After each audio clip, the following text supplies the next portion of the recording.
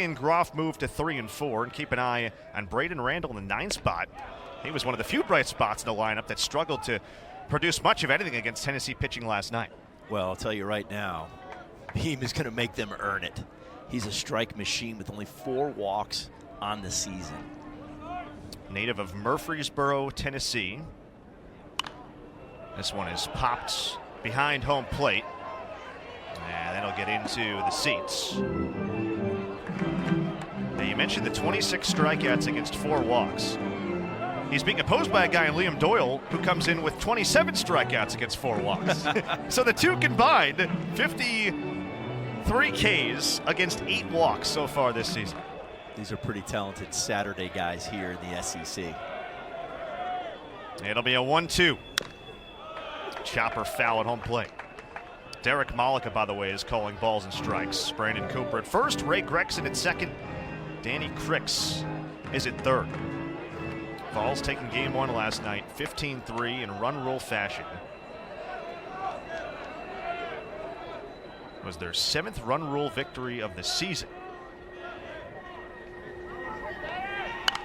That's fouled back towards us. I almost have it that one. we were both ready. I got to get my glove out. That's the kind of trajectory it would take for it to get up to the booth.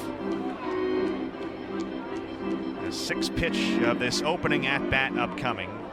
Beam, who turned 21 in early February, preseason All-American, and a bouncer towards second base. Christian Moore is there, 1 away.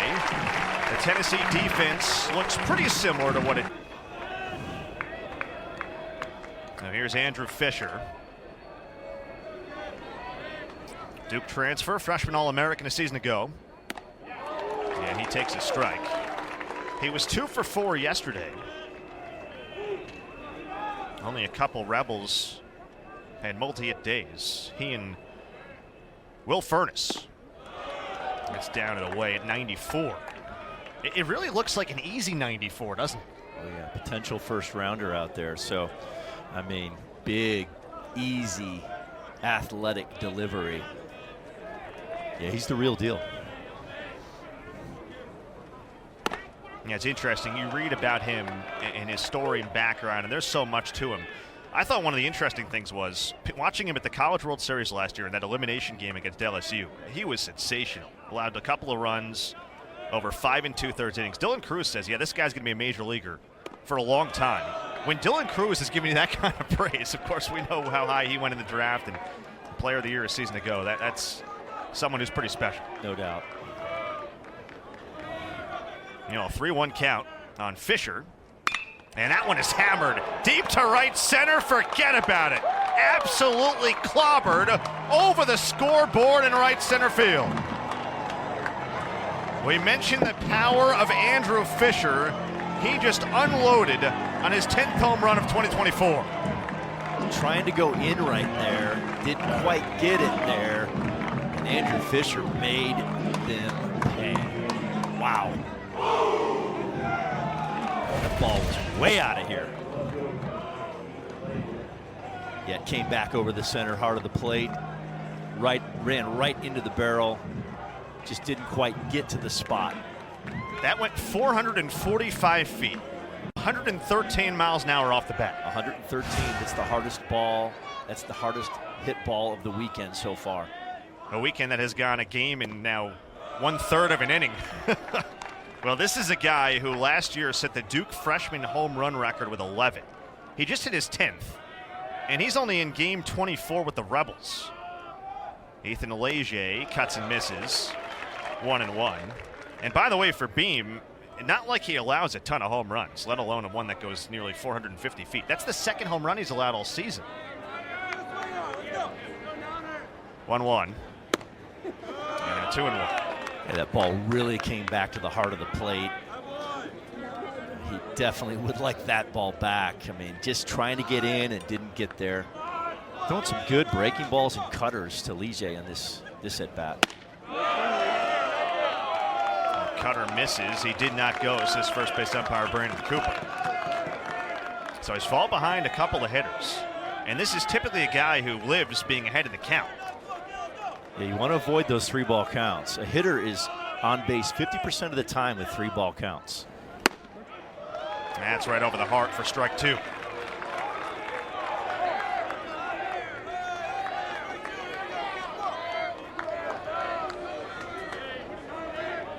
It'll be a payoff from Beam.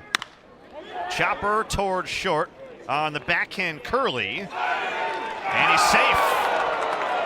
That was bang at first base. They may very well check this one. I don't know about that one, partner. So again, call on the field is safe, and Tennessee's challenging right away. Excited to see this one in slow-mo.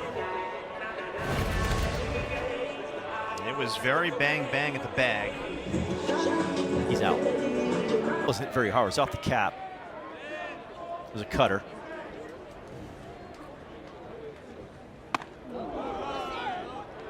That got inside on Ethan Groff. Thought he might have gotten brushed. 93 off the plate inside. Outstanding pitch. That's tipped into the glove of Cal Stark. Setting up that cutter again at 87. He throws that cutter 87 to 89, and he's been using it a lot in this first inning to the right-hand hitters. You can see Groff, tough night yesterday. He takes down and away that time. And that's a slider at 81. So it's 87, 89 cut, 81 slider. Fastball is like 93, 94. They say the scoreboard's one slow, so 94 should be 95 on TrackMan. He misses downstairs to Groff. Entered the series at 313 before the 0 for 4 yesterday. Second year with Ole Miss after 4 years spent at Tulane in New Orleans. 3-1. Slow roller. This is going to be a very tough play at third. Bare hand throw, and he got him. Well done by Billy Amick. Nice. Very hard play right there. Very athletic. The 15 runs driven in. And a big swing and a miss from Christian Moore on a fastball at 94 from Doyle to start his outing. Yeah, real arm right there from the left side. Real stuff. He's a special looking left-hander.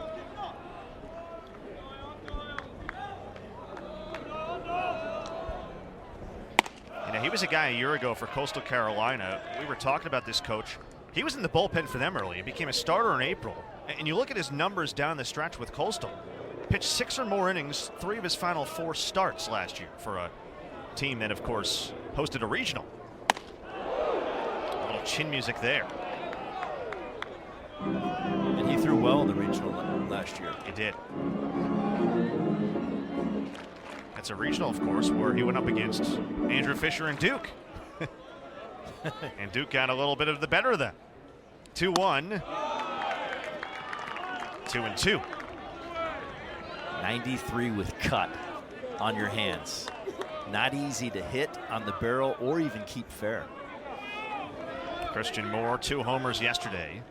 On a 2-2, he fouls it back. It was his 4th career multi-home run game. He had 3 of them last year: Mississippi State, Georgia, and then Charlotte in the Clemson Regional. Remember, he was the Clemson Regional MVP. See, they've got the SEMO Hitmo sign out there. The thing we were joking about, it's probably too short for him to hit it. I mean, he averages 400 feet in these home runs. That's only about 375 out there. Yeah, they're selling them short right there.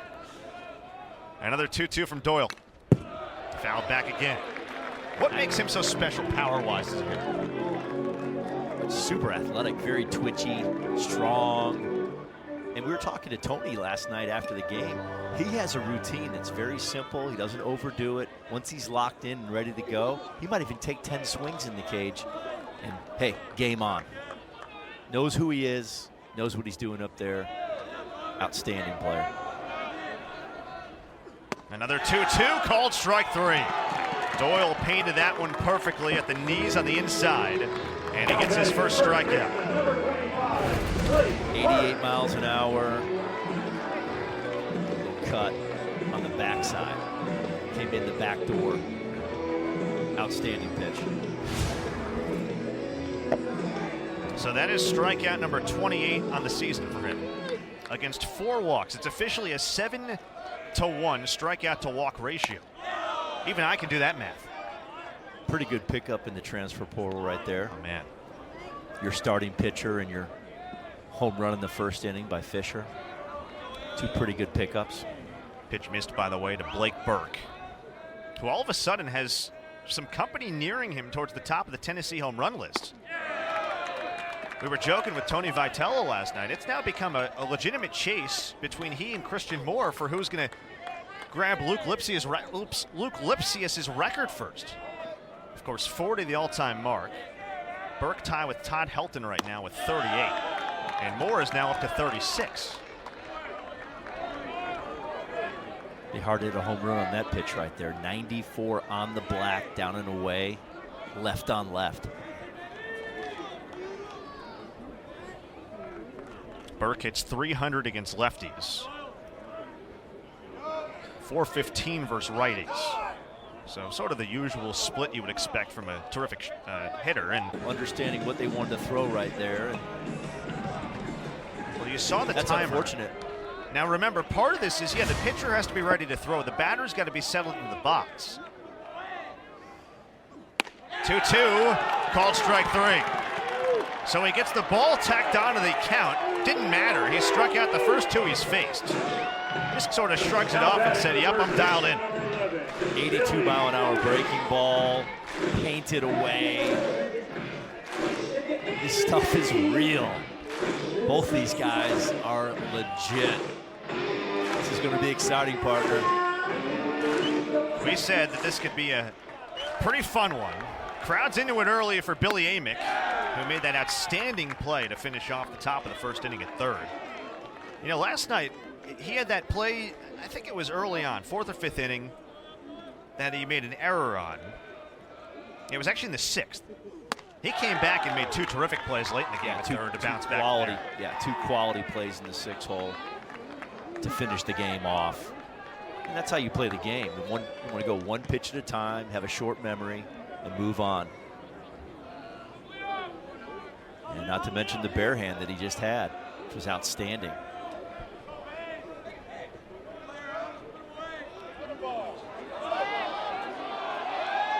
And this is going to become a pitch clock violation again. So that's 2 in a couple hitters. Baseball since they started doing this. And in the same way, the catchers, of course, now wear the different equipment as well, so they know what pitch is coming. And that is called strike 3.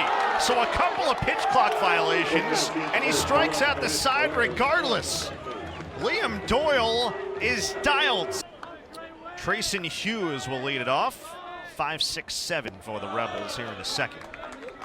Mike Bianco's team trying to bounce back from a 15-3 run rule loss yesterday. It's a team that last year did a lot of losing following a season where they won their first national championship. So they've experienced a lot in a couple of years. Fly ball deep center, and Ensley settles under for the opening out. Coach has these guys right. And his club this year is very talented. They'll be very competitive on the national scale and in the SEC for sure. Especially if this lefty's throwing the ball like he is so far in this game. What a matchup between these two starters. Well, Mike Bianco is closing in on 1,000 career wins. He's got 995 between McNeese and now Ole Miss, where he's won 895 games over 24 years. Well, we talked about it yesterday. One of the most respected coaches in the history of college baseball. National championships as an assistant coach at LSU under legendary Mount Rushmore coach Skip Bertman, and then a national championship of his own, at Ole Miss.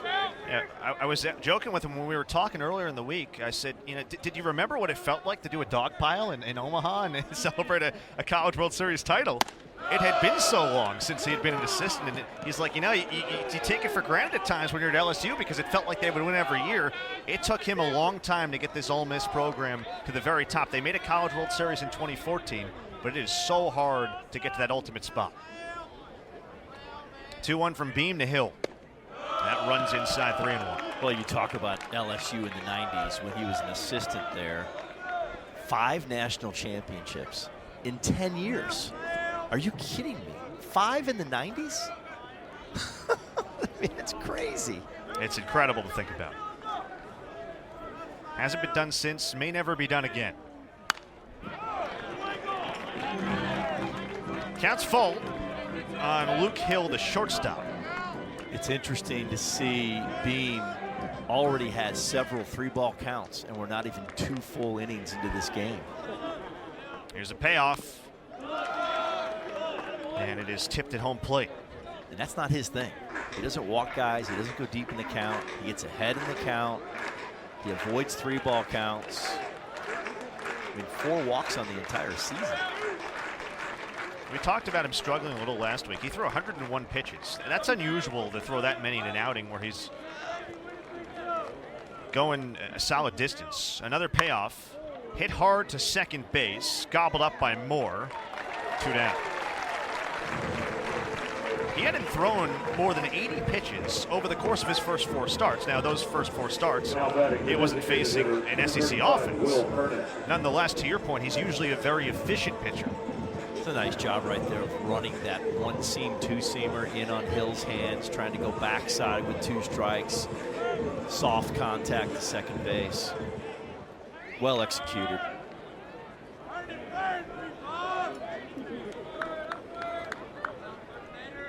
There's Will Furnace.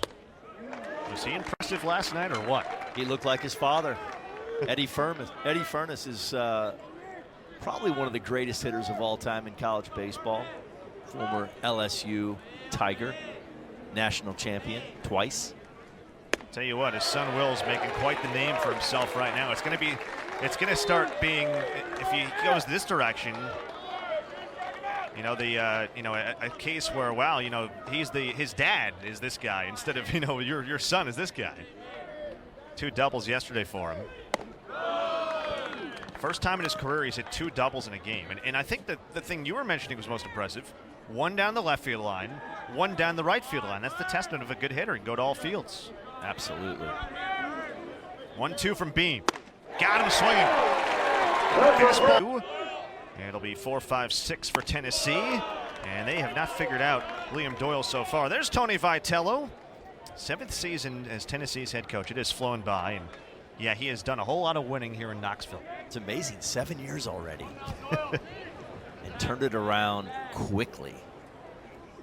I think part of what it is, coaches who were early on in their tenure around COVID, it feels like time just slowed down in that period. But that was sort of when he was starting to build the program back up. And you think about the job he's done making them a regular as far as regional appearances go. When they went there in 2019, partner, in his 2nd season, that was the first time the Vols had been to a regional in 14 years. It's incredible to think about that now because they're a fixture. Popped up. First ball put in play by the Tennessee offense off the bat at Tears. And it's taken in by Ethan Groff. 4 up, 4 down for Liam Doyle to start. And becoming a fixture in Omaha, too. Right. Not only the tournament. In 2 of the last 3 years, College World Series appearances. Had a team a few years ago that was the best team in the country and did not get to Omaha. That team was the #1 ranked team in the country going into the tournament. You can see what they've done under his watch in SEC home opening series. Here's a strike that the crowd shows their displeasure with on Dylan Dreiling.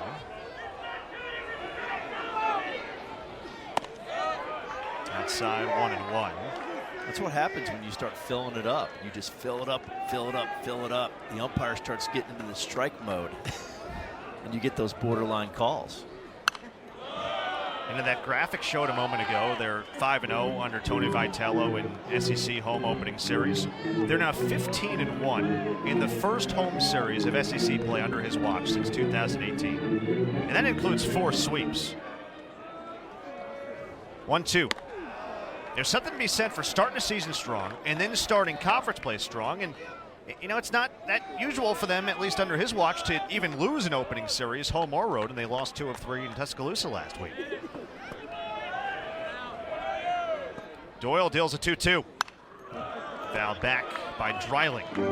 Probably why they're so shocked about the weekend, because they're used to winning. They're used to making a great first impression early in the SEC. Liam Doyle, meanwhile, he struck out the side in the first. 3rd straight start he has struck out the side in the first inning. Another 2-2, another foul ball. You figure this is the kind of at-bats Tennessee's got to put together against this guy, who hasn't gone more than 5 1/3 in an outing yet this year. They've been building him up since his return to a starting role. 2-strike foul balls are huge. Huge. As far as, there's another one. Grinding out at bats, wearing down the starting pitcher or any pitcher that's out there. The 2-strike foul ball is an awesome play in baseball that's highly underrated. Quality at bat working here by Dreiling. Another 2-2. That one is low and away. And so he works the count full. Here's that 3-ball count we talk about. The hitter has a 50% chance to reach base in a 3-ball count. 50% chance. Ninth pitch of the at-bat is inside. He walked him. So Dreiling just continually fought off tough pitches. And he draws a 1-out walk, first base runner for the Vols. That's why we talk about the 2-strike foul ball. It's such a positive thing. You cannot defend a home run. You cannot defend a walk. You cannot defend an HBP, hit batter. And then the 2-strike foul ball is probably the 4th best play in baseball. So underrated at the pro level right now. But you look at the great college offenses, they're fouling pitches off left and right. That's his second walk drawn this series. And now Robin Villeneuve wasn't fully committed on that swing. Another heater running there by Doyle, 0-1. We mentioned there were 4 Vols to go deep yesterday. Villeneuve was one of them. 0-1. That's up and in. Yeah, that is true chin music right there. Yeah, 93 at your face. He has that open stance as it is already. He's looking right at the baseball. Just rolled out of it. Did it very technically sound. That's the way you want to do it. You want to try to roll away from the ball so it stays away from your face. Looks like Tony thinks that he got. Call does stand. I think similar to what you often see. That's one, because the call is not a hit by pitch. For it to be overturned, it's got to be very, very conclusive. Absolutely. That was going to be very, very difficult to see in the replay situation. Yeah, it's much tougher than overturning an out call at a base. 1-1. There's a good breaking ball. Pulled the string 1 and 2.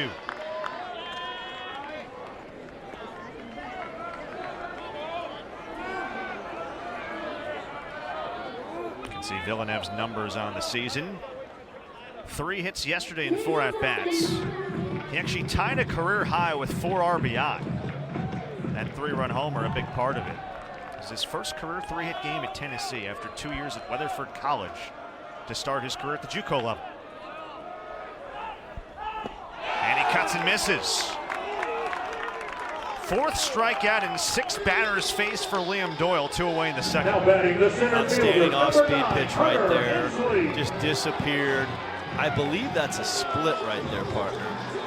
Split change. You were saying that's a pitch he'll go to a lot with 2 strikes. Yeah, absolutely. And he has a lot of movement, arm side and sinking down. Difficult pitch to hit. Looks like a strike, disappears out of the strike zone. First start of the series for Hunter Ensley, 15th start of the season. And he hits one out to right. Slicing towards the line and foul ground. That carried a long way, and Hughes rented a room. But Doyle has been a guy, the strikeout numbers are off the charts, but especially over these last couple outings where he's been a starter. He had struck out 18 batters in the 2 starts entering today. That's 8 2/3 innings of work. 3 1/3 against Morehead State, 5 1/3 against South Carolina. Now 4 more today in an inning and 2/3. And he checks to first base on Dreiling. Not a Tennessee team that runs very much, just 14 for 19 as a group. They did steal 1 base yesterday and were caught once.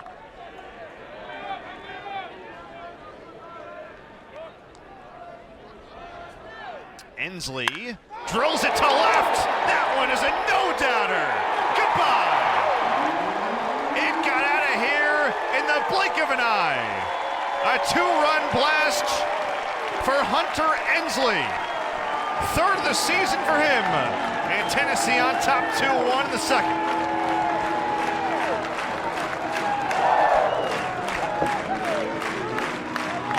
You're going to see this pitch is up in the zone, middle in. Ensley just turns on it. Pitch is elevated, 108 mile per hour exit velo off the barrel, smoked out of here. 3.7 seconds to get out. We talked about a 2-iron yesterday to center field. That was a 1-iron to left. There's a strike on Dean Curley. So 3.7 seconds for that one to get out. Yesterday we saw a home run. I believe it was Tears who got one out in about 3.5 seconds. Hard hit ball up the middle. They were shifted there. Randall with a nice play. Side retired, but Tennessee just keeps up. Coach. Swing and a miss from Campbell Smithwick, making his first start of the series. Drew Beam, after allowing the solo shot to Andrew Fisher, has settled down and retired 5 in a row. Worked a 1-2-3 second. Foul back 0-2. Those 3.3 walks per 9 that we showed, that's 14th nationally. Their strikeout to walk ratio historically has been north of 3, which is usually a very good number, a very telltale number of how consistent you are. And I met with some pitchers yesterday, talked about Frank. I said, hey, tell me about Frank. And he said, what's the deal on the strikes? And he says, hey, throw it over that thing. Just throw it over that deal, that little deal. It's like, that's how simple it is. Sometimes it is that simple. That pitch misses down low. Well, there's a reason why Frank Anderson was the 2022 Rawlings Pitching Coach of the Year. He's coached them the top 20 finishes nationally in ERA, WHIP, strikeout to walk ratio, and walks allowed each of the past 5 years. Breaking ball, called strike 3. Backdoored him beautifully. And that's back-to-back strikeouts for Drew Beam. That could be that knuckle curve right there on the backside of the strike zone. Just a beautiful pitch on the black. You'll see a left-hand hitter give up on that pitch. There it is.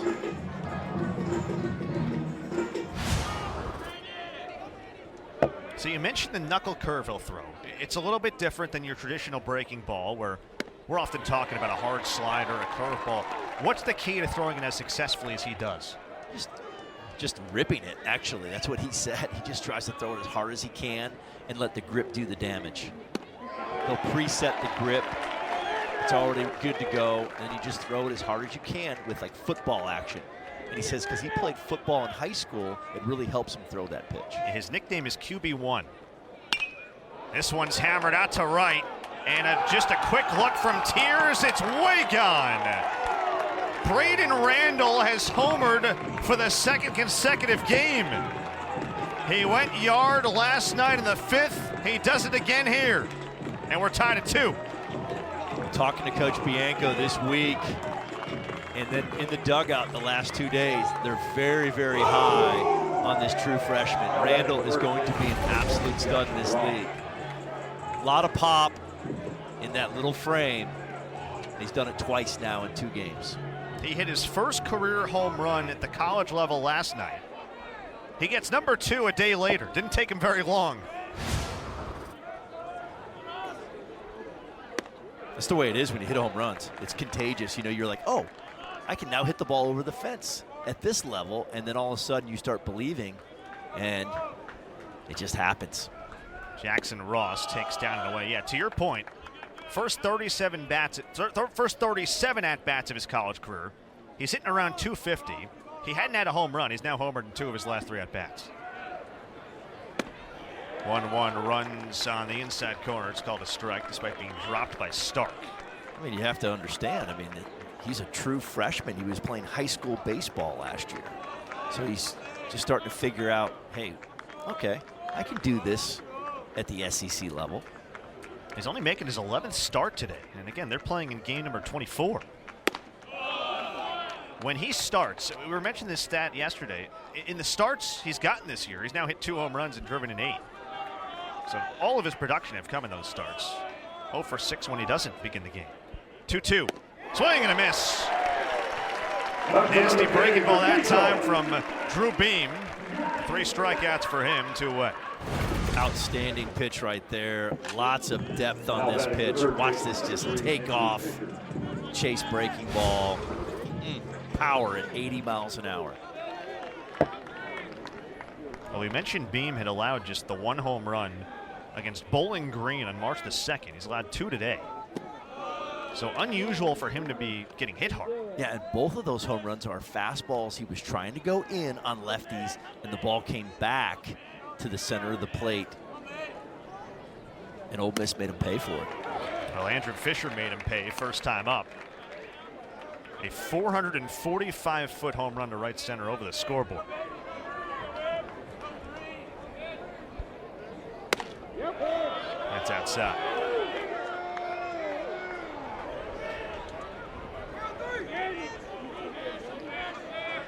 And Fisher's now 1 shy of his home run total from a year ago at Duke. 3-1. Hey, look at the wind today. It's blowing. You get a ball up in the jet stream to right field, it's going a long way.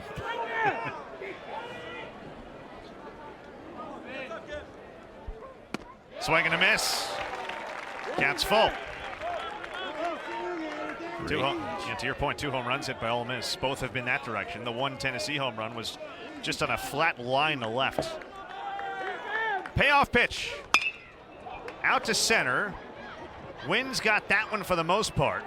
And Inslee drifts back to make us to last night. It is a great place for baseball. It is a place that Tennessee very rarely loses games. And there's a strike from Liam Doyle to Cal Stark. 9-1-2 here for Tennessee. The Vols this year at home are 17-0. They've won 18 straight home games dating back to a loss May the 14th of 2023 versus Kentucky. And by the way, as of last night, they've won 30 of their last 31 at home too.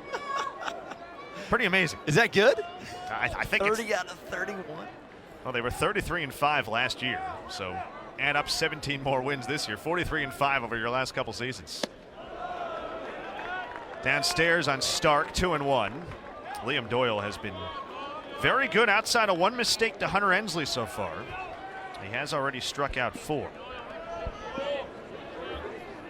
Stark takes a strike, 2-2. Stark not liking those pitches in.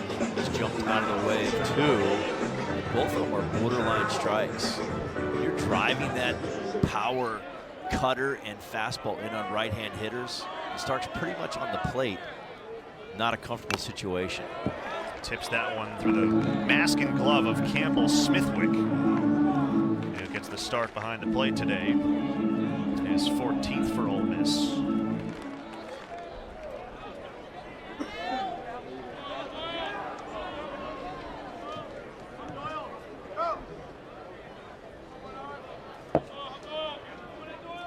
Doyle's got what he wants. It'll be a 2-2 to Stark. Swing and a miss. Strikeout number 5 for Liam Doyle. He continues that incredible strikeout pace. 1 away in the 3rd. 94 with a lot of ride right here. Watch this ball just ride and carry at the top of the strike zone. Difficult to get the barrel onto. You got to be super flat to hit a pitch like that. Most of the times you just foul it off. 94 from the left side. Up in the zone. Impressive. It's good stuff. Top of the order, and Christian Moore. Fouled away. Talked to Liam before the game, and he really likes to ride that 4-seam fastball right there at the top of the strike zone. It's a big, big pitch for him. It really takes off and stays true, which means it carries. It doesn't go down. It stays true, and it's hard to get the barrel to that pitch. Well, he came into today striking out about 18 batters per 9 innings. Now, he hasn't pitched enough to qualify among the national leaders, but that would be 5th in the nation, which is amazing to think about. You figured it would lead the country. 0-2, way outside. Of course, the national leader right now is Hagen Smith of Arkansas. Have you seen him pitch? Yeah, I was going to, just on video, but I will say this. I was going to say Hagen Smith would have something to say about that. 19.6 strikeouts per 9. He's pretty amazing. And then last weekend, the games we did in Charlottesville, Chase Burns was pretty darn good. 1-2, caught on and missed. A half dozen Ks in 2 2/3 innings of work so far from Liam Doyle. Again, the riding fastball. This one a little bit more on the inner half, but up in the zone. See that right there? Very difficult, very, very difficult to hit. Tennessee hitters are going to have to stay down in the strike zone with Doyle's fastball. It's going to be a long day up there. The offense totaled 9 strikeouts last night. They've got 6 strikeouts, and we're not even through 3 innings today. Pitch misses to Blake Burke. That's a real four-seam fastball from the left side, or any side. But imagine from the left side, just jumping on you. This one out to left. Wind holds it up. It's also a little bit off the end of the bat. And Leger brings it in. Of a mulligan on every shot. You can see Drew Beeb's numbers so far. 3 strikeouts. He enters this inning having thrown 54 pitches. That's a blooper, shallow left. And backtracking Curley to make the catch. Throw on the first out. So you'll see on that pitch right there, got on his hands, on Leger's hands. And what we try to talk about, if you can think about when you're pitching, you're trying to throw what's called an L. If you can draw an L that runs kind of down the hitter's body and then out away from him on the strike zone, at the bottom of the strike zone. And there's an L, if you paint it, from the hitter to the away spots. And you want to stay on that L, and usually when you do, you're going to be successful. So on a left-handed hitter, the L will be flipped around. If you get off of that L, that's when the ball gets hit hard like it did last night. Check swing on a 1-0 is bounced toward the Tennessee dugout. And that's on the L right there. That's down and in, riding that L that's close to the hitter's body. That's where you want to be. And then when you go away from his body, you want the ball to be down and away. So just draw a little L, stay on it, you'll be successful. 1-1 to Groff. Up high, 2-1. Groff last night was 0 for 4 with a couple of Ks. So he has not reached base so far in the series. He actually had his 18-game on base streak snapped last night. On the hands, looped out into shallow center. And Moore with a can of corn for the second out.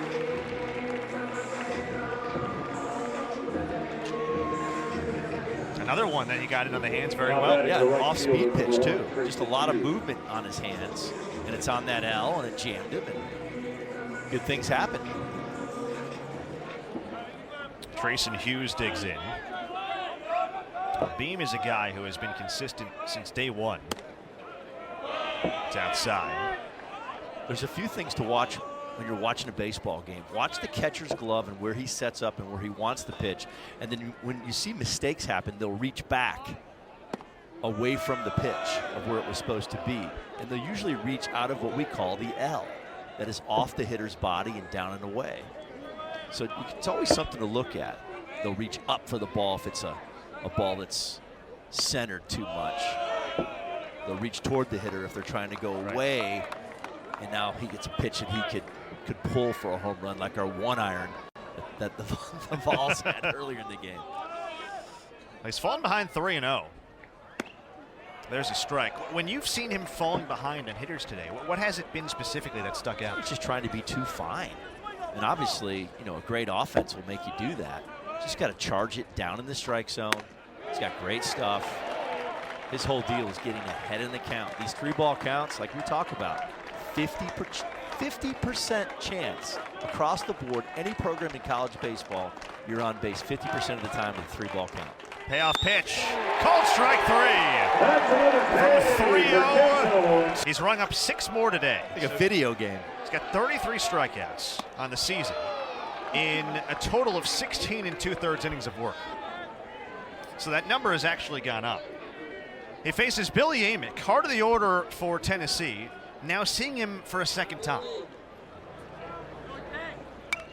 Fouled back. So my question to you is, for a Tennessee offense that we know is so prolific, how is Liam Doyle going about this second time through, knowing he had success against all of these guys at the top, now trying to replicate it? Well, if he's had success so far, if it's not broken, don't fix it. Right.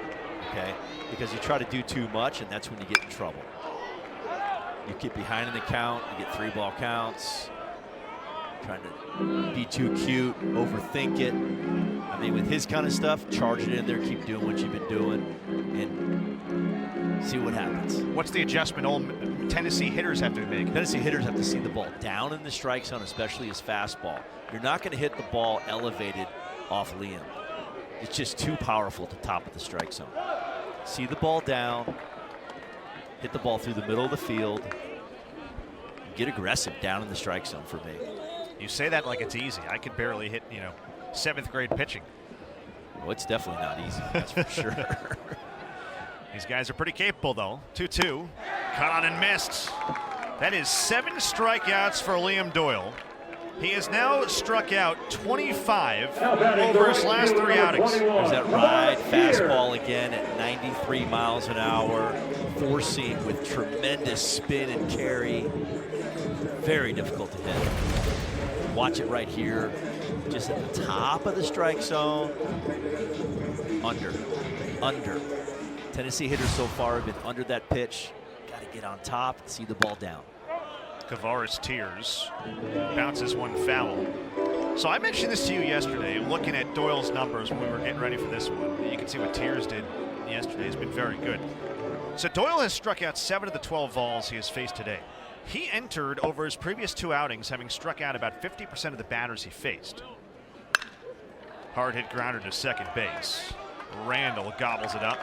2 away. I mean, that is a remarkable clip, and he's above that pace today, having struck out still 7 of 13. Now batting the left fielder, number 8, Dylan Riley. We are seeing 2 of the premier arms in the country go head-to-head here today. This has been a lot of fun. It's an honor to be here. 2 premier arms who, again, came in with a ton of strikeouts, very few walks. The one thing you notice, it seems like if you're going to get to them, it better be via the home run, because they very rarely make consecutive mistakes. It's hard to string together quality at-bats against them. Great point. Dreiling takes inside. Change up that time. Wanted that pitch. Was wondering where that was. Doyle thought that was a strike. Sends that one out to deep center field. Groff drifts back to the track. Just in front of it, actually. He'll make the catch. Very hard to get the ball out of the park that way today with the wind. Doyle 4 for Beam, who deals to Luke Hill and starts him off with a fastball for strike 1. A lot of different ways you can be effective as a pitcher, and you saw it right there just with the grips. Now, for those who don't know, this guy is big on social media. You're all over the place with the different videos you do, breaking down the game with different pitchers. It's amazing how unique all these guys are. It's so cool seeing the grips of these different elite players across the country and getting it out there. This one hit hard in the right, and nice running catch by Tears for the first out of the 5th. And everyone's so excited to show their stuff. The head coaches at Wake Forest and Virginia last weekend, good friends of mine, say, hey man, let's get this out. Let's grow the game. Same thing with Mike and Tony this weekend. Let's grow the game of college baseball. The players are into it. So yeah, come check it out. Coach Schmo 25. If you weren't going to promote your own channels, I was going to. I was about to throw in the handle there, but you got it for him. No, it's really good stuff all over X, Twitter, whatever, Instagram, whatever platforms. Are you on TikTok as well? Not on TikTok. I didn't think you were. I figured I'd check just in case. My daughter, my wife actually is. I'll tell you what, that may be actually one of the more popular ones you could get to these days. I'm telling you, from someone who's from a little bit of that younger generation, there's a lot of people, a lot of baseball fans there who would probably love it. Probably need to take your advice on that one. I'm just telling you. Well, you're doing great things already to grow the game. Will Furnace takes outside. So Drew Beam started this inning having thrown 65 pitches. He is typically a workhorse for this team. He threw 101 last week, went 8 innings in Tuscaloosa. That's a hard hit ball into right center for a base hit for Will Furnace. And he just keeps on hitting. That is a 3rd hit and 4 at-bats for him in the series. 2 doubles last night, and now a base knock today. Impressive swing, impressive approach, even at the shift, and he hit through the shift.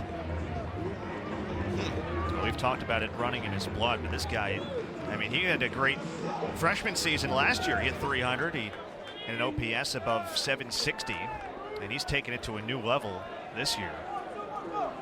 Starting to come alive these last couple days, especially. Campbell Smithwick fouled off. That was an 105-mile-an-hour single, by the way. I have to mention right now, Campbell Smithwick, the son of Austin Smithwick. Yes. Western Carolina standout catcher back in the day. Slider down and in. Now, he played on which teams? He was like around 99, 2000, somewhere in that area.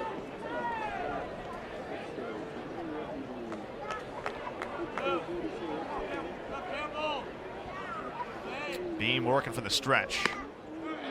Feels a strike. His dad was a quality player. His dad's a high school baseball coach in Mississippi right now.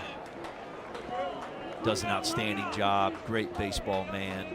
Very knowledgeable.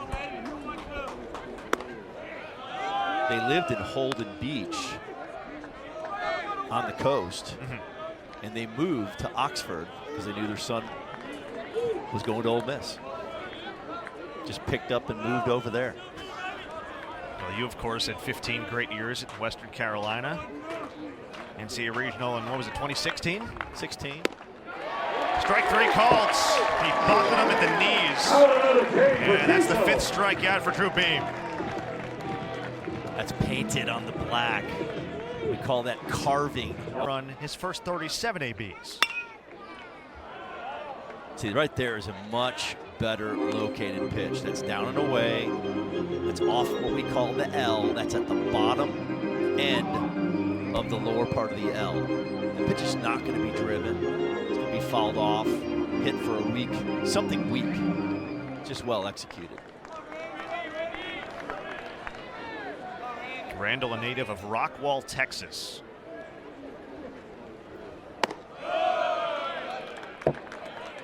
Again, this is still only his 11th start, but Mike Bianco has basically had to keep him in the lineup now over these last couple weeks. He actually had a 3-hit game against South Carolina last Friday. Went 3 for 4 in that series opening win. They love him. They do. He's going to be an absolute stud. So do we. You know, I was looking through a lot of these guys' bios. There are so many family members, as you would expect, who either played a sport or went to Ole Miss, as it often is in the SEC. 2-1. He cuts and misses 2-2. His dad, Brett, actually played golf at Ole Miss. 2-2 the count. 2 outs here in the top of the 5th in a 2-2 game. You could say 2s are wild right now. And Beam deals. Foul back. The 2-strike foul balls we talked about earlier in the game really makes a pitcher grind. That's what you're looking for in an offense. Fouling off good pitches with 2 strikes. So hard to pitch to. Another 2-2. That's hit well out to left field. Drifting back, Dreiling, and he's got it. And the inning's over. So 7 strikeouts. Has had a bunch of those on the heater. He will throw his 60th pitch to start off this bottom part of the 5th inning. Robin Villeneuve takes strike 1 with 3 infielders on the left side for him. So 7 strikeouts for Doyle in 4 innings after striking out 10 last week against South Carolina in 5 1/3. And striking out 8 against Morehead State prior to that in 3 1/3. He just keeps getting better week by week, as you would expect for someone who came out of the bullpen his first 4 outings. Yeah, and he's still young. I mean, you're talking about a sophomore in college right now that's just, I mean, he's only in his 2nd week in the SEC. So, yeah, he's starting to figure out that he can do it at this level and, you know, kind of what he can do in the strike zone at this level. Cut and a miss from Villeneuve. He was one of 7 strikeout victims back in the 2nd inning. 6, 7, 8 here in the Tennessee order. 2-2. Got him. Make it 8 strikeouts. Another one on the heater. Wow, that thing just exploded. That ball exploded up in the strike zone on the inner half, right on that L, which is near the body of the hitter. No chance. See how it's above his waist? It's above the belt. Hard to hit that ride up there. So he has struck out 8 of the 15 batters he has faced. And he has retired 8 in a row, dating back to the 2-run homer from Hunter Ensley, who bats now and grounds one to short. Hill up with it, 2 away. This has really been impressive, what we're seeing from Doyle. We knew he could strike guys out, but it's one thing to do it against certain offenses. And this Tennessee offense exploded for 15 runs last night. Yeah. And he's kept them in check for the most part. It's real stuff, real arm, as advertised. I think even better than advertised.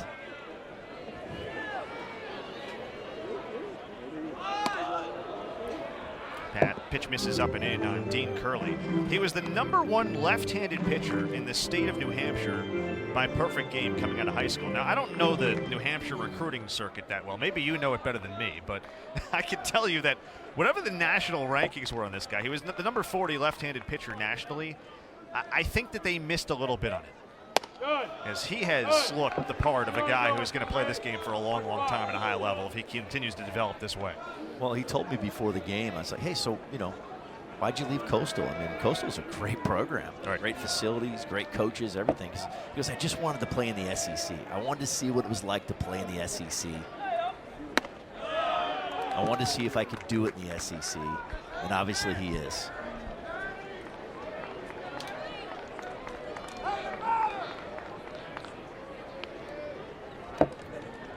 '70th pitch is drilled out to left center field. Long run. It is caught by Groff. Side retired. That part of the park is going to hold up disorder. It's something that is near and dear to his heart, his entire family.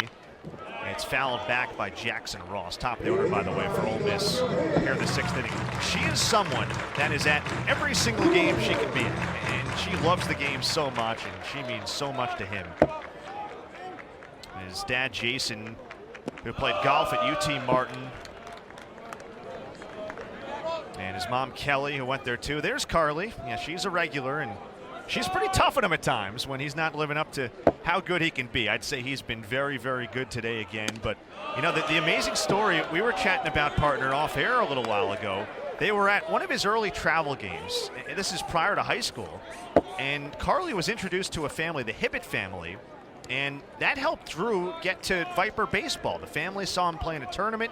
Next thing you know, Josh Elander is finally seeing him pitch at the high-level kind of travel circuit ball. He plays with them all through high school baseball. It's a big reason why he got the offer from Tennessee in the first place. It was his only Power 5 offer. It's amazing how these things work out in the game of baseball and the game of life. 3-1 is fouled off. And we've talked about Drew and how good and how consistent he's been in his college career. You often forget that this is a guy who needed a complete repair of the UCL. Now, it was only a partial tear. He didn't need to have the Tommy John surgery that so many guys have early on in their career. Payoff is hit sharply to left, right at Dylan Dreiling for the opening out, but because of that, he got the arm repaired. Remember, he didn't pitch as a junior or a senior in high school. Both injuries and COVID shortened what he was able to do. Didn't play his first year at Tennessee. He redshirts. And his 3 years of actually pitching, he's an SEC Freshman of the Year. He's an all-conference guy last year, and now he's an All-American candidate this year. Amazing. Amazing. Think about that. Basically 2 years off and then doing it better at the collegiate level. It really was closer to 3 years off. Right. So he didn't, in his first year, really get to pitch. Good point. He was a two-sports standout at Blackman High School in Murfreesboro. We mentioned him as a high school quarterback, played 3 years of high school football, was outstanding. He probably could have pursued football if he wanted to, but of course had a really special ability in baseball. He knew it deep down. His only other offers besides Tennessee, Middle Tennessee, Tennessee Tech, and Troy. You think there's a couple SEC schools who are wishing they might have had him? Wow. Great pitch right there. Cal Stark's going to go out to the mound and talk with him. Beam wanted that pitch. That's where you have to throw a fastball in on a left-hand hitter. That's exactly where you want to throw it. Just a little bit inside. You see the catcher reach a little bit like that for the pitch and move his glove. The umpire's not going to call that pitch. So, moving forward, that's where you want to miss, though. That's what we call a good miss versus the 2 times when he tried to go in and he missed over the heart of the plate and Ole Miss hit 2 home runs. Right. You know, part of this with Beam, it's full circle because his first real quality start came against Ole Miss March 27th of 2022. Here we are nearly 2 years to the day, and he's doing it again at a high level. And that is a strike, and it is 2-2. He just went around at Fisher. 2 balls, 2 strikes, 1 away here in the 6th. Counts full. The pitch before you saw 88-mile-an-hour cutter on Fisher's hands after going in and missing in. Those are 2 quality pitches. Now soft away. This one hammered out to deep right center. Way gone. Andrew Fisher has done it again. A multi-home run day for the outstanding sophomore. And Ole Miss grabs the lead back 3-2 in the 6th inning. His 3rd multi-home run game of 2024. But you look at that sequence, you got a cutter in, a fastball in, change up down the way, and then he tried to go a fastball, I guess, away, and it was elevated middle, and Fisher made him pay at 106-mile-an-hour exit velo. Watch this pitch up in the zone, got the head there. That ball needed to be down in the zone with that one-seam movement on the arm side. Down on that L, away from Fisher. It's more middle again. Twice today, Andrew Fisher has made Beam pay on balls that are after. Ethan Leger pops one foul. So how does this shift from a Tennessee perspective? Is there someone that they have as far as the back goes? Yeah, Tony Vitello. Coach Elander will be calling the pitches. You would think Tony Vitello has major backups in terms of if a contingency for something happens. This is exactly what happened in the Super Regional a couple years ago when Coach Anderson was thrown out of the game. Hard hit ball. That's off the glove of the 3rd baseman, Amick. And Leger has himself a base hit. Activity has begun in the Tennessee bullpen. Ole Miss is starting to get to Drew Beam a bit. All 3 of their runs via solo shots, and of course 2 by Andrew Fisher.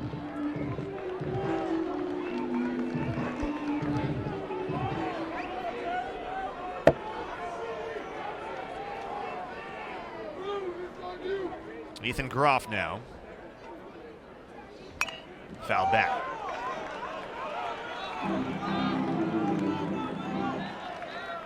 Wow, this is getting interesting. Getting heated up right now. And A.J. Russell is starting to loosen in the pen for Tennessee. Sophomore from Franklin, Tennessee, who has been a starter in all 3 outings so far this year. That's hit sharply up the middle, a base hit for Groff. First time he's been aboard in the series in 7 at-bats. And Ole Miss suddenly 1st and 2nd, still just 1 out here in the 6th, leading 3-2. An off-speed pitch, not hit overly hard, but perfectly placed up the middle. Something brewing right now for Ole Miss, that's for sure. Groff was such a capable hitter, you figured it was a matter of time for him to get going. Huge situation right here. 2-96. This is a real dude right here, okay? Wipeout breaking ball. Wipeout breaking ball. You're going to see it at some point in this at-bat.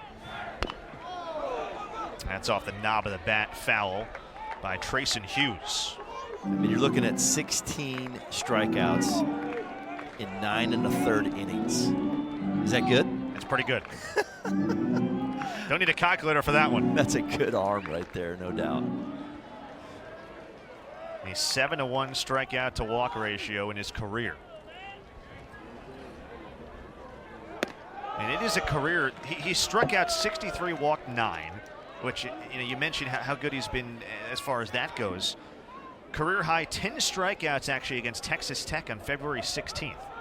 He struck out the side twice in that game. 2 strikeouts in the other 2 innings. It was across 4 1/3. Only has 2 walks on the season in 9 1/3.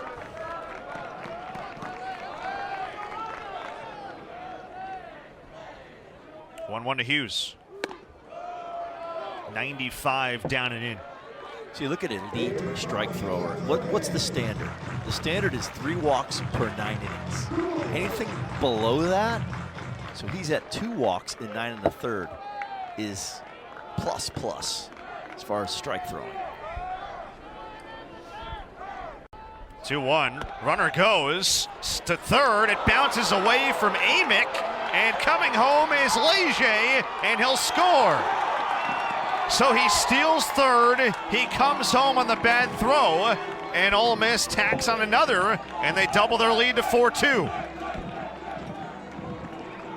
Ole Miss aggressive right there. Double steal, not waiting around. Good jump. Tell you what, though, a good throw, probably an out at third base. I was going to ask you that. Probably an out at third base. At all costs, you want to try to block that ball. Cannot get past you. But we need a better throw right there for sure. 5-pitch walk, meanwhile, on Hughes. So Russell walks the first batter he faces after we talked about all of his numbers. That's the 3rd walk he's issued across 9 1/3 this year against his 16 strikeouts. And suddenly Ole Miss is in an area to put up a big frame. Still just 1 out. Already 2 runs in to grab a 4-2 lead. Again, they scored 3 runs all of last night in that 7-inning, 15-3 run rule loss. Luke Hill takes strike 1. The Vols are 1 pitch away right here. They're 1 pitch away from getting out of this inning, minimizing the damage. A lot of game left. There's a check to first base. So after seeing them steal with the first and second situation, they go double steal. The question now becomes, will Mike Bianco get aggressive again? He got Hughes off first. He's already stolen 3 bases. Now it's 0-2.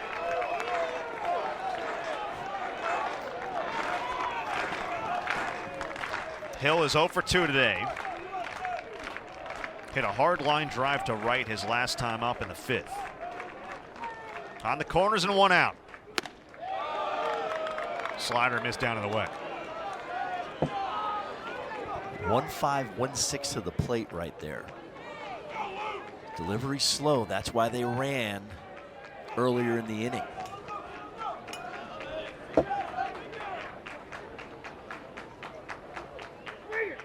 Runner goes on a 1-2, and Stark throws it back towards third.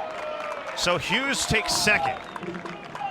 Another stolen base for Ole Miss. We mentioned they came in among the national leaders with 31 steals. They've got 4 more combined in the inning, actually 3 more in the inning. And now 2 in scoring position with just 1 out. This really is a big at-bat for Hill, because he can get a run in without actually getting a hit. The double play is out of order. Foul back. Instead of that 1 pitch, get out of the inning situation, you're no longer in it. Steal was big right there, and that was 1-5 to the plate. And 1-5 is not very quick. Most right-handed pitchers are 1-3 or less to the plate, meaning 1.3 seconds. Luke Hill fouls it back again. A very average runner can steal a base when you're 1-5 to the plate. Hill's hitting .218 for the season. 120 with runners in scoring position. 2 there now on a 2-2. Swing and a miss. Oh, that was filthy. That's a huge second out for A.J. Russell. Really good breaking ball, kind of a hip breaking ball. Stayed on the inner half a little bit, Hill was trying to just make contact and go backside. He almost jammed himself with this pitch. See how it's inner half? And he's looking backside with his chest on the plate. You do that one over again, he'd be like, hey, I better pull that pitch versus trying to kind of guide it to the backside. Furness fouls it off. I'll tell you what, if Ole Miss had their choice of guys they want up right now in this spot, Furness is probably high at the list. He has been unbelievable in this series. 3 for 4, 2 doubles yesterday. 0-2.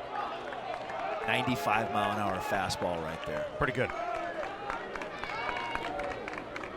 Furness, a sophomore from Nacogdoches, Texas. You pronounced that perfectly. Been to Stephen F. Austin a few times. 0-2.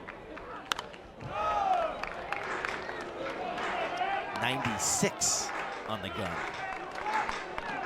He's running it up there. Last year as a freshman, his ERA over 24 outings was south of 1. It was .89 with a .53 whip. The 0-2 to Furness. Down low. Off-speed pitch, missed down. Good pitch, good miss. We call those good misses. Does he go back to that here on a 1-2, or are you thinking heater again? Hard to say. You cheated. I figured you'd give me an answer. Well, he went upstairs at 96. It's 2-2. You know the master at that, right? Steve Stone for the White Sox. He's terrific. He can like see the future when it comes to pitch mix. I think they have a pitch comm in the booth or something. 2-2.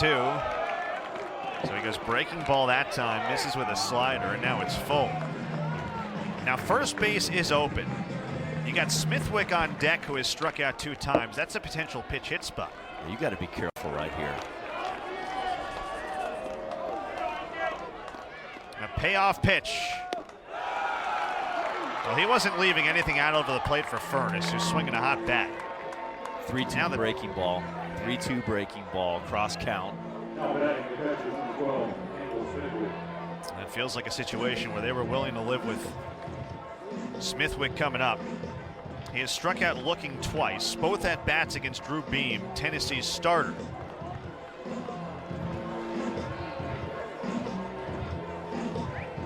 Interesting situation right here for the young hitter.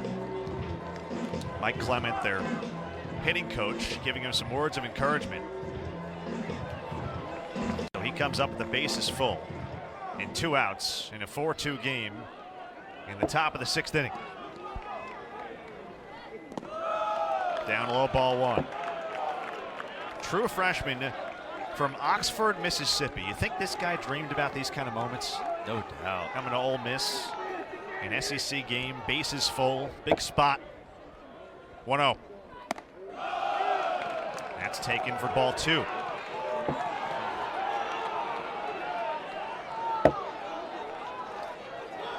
Behind in the count. Not where you want to be with the bases loaded. Has to make a quality pitch right here to get back in the count. That's on the outside corner. And he did.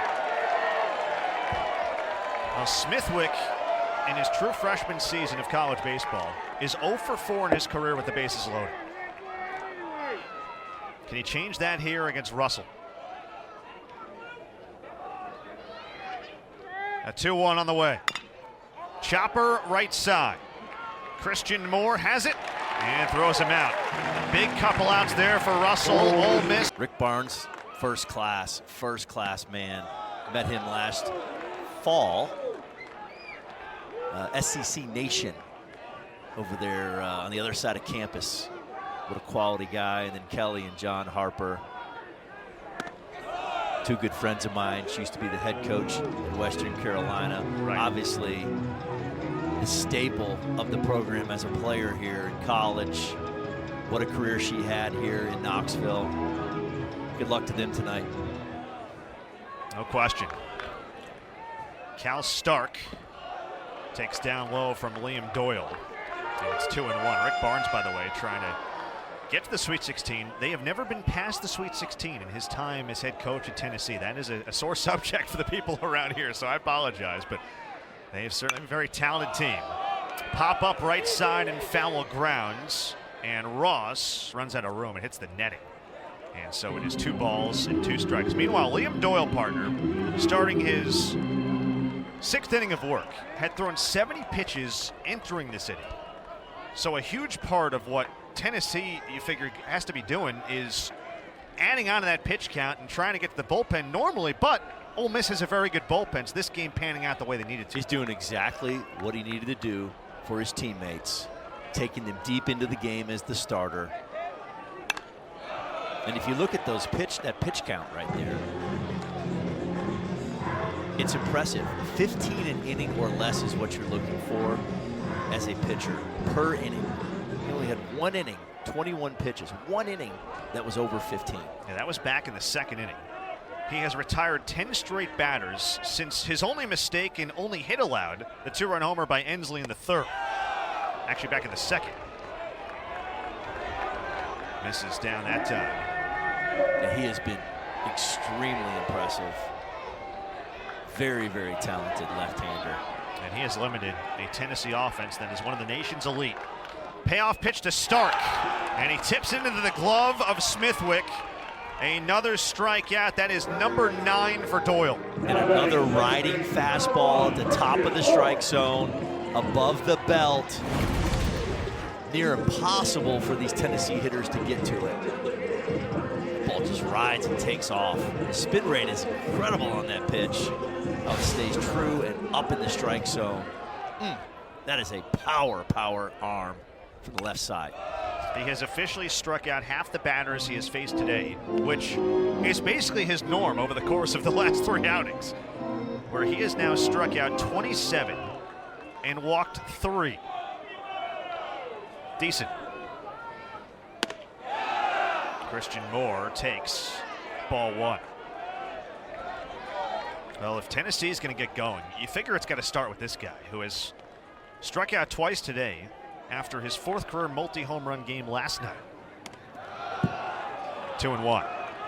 Well, yesterday, so it's a game of adjustments. Ole Miss making those adjustments. Now Sebo needs to make his adjustments. Back and forth. That's the battle in baseball. 2-2. Swing and a miss. Strikeout number 10 for Liam Doyle.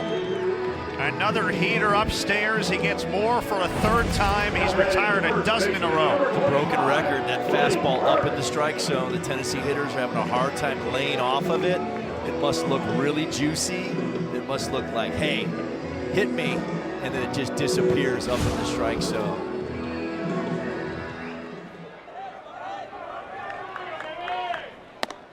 So this is now back-to-back outings for Doyle with double-digit strikeouts. First to do that since Dylan DeLucia in 2022 during that College World Series title run for Ole Miss, their first in school history. He's the first in about 4 years with double-digit strikeouts in consecutive outings against SEC opponents. This has been impressive. Blake Burke cuts and misses.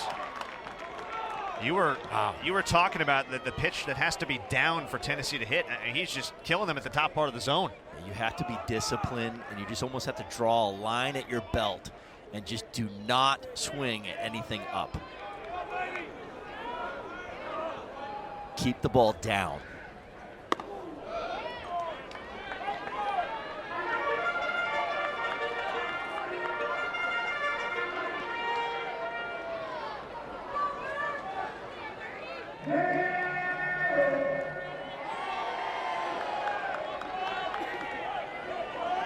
Blake Burke still sitting on 38 career homers.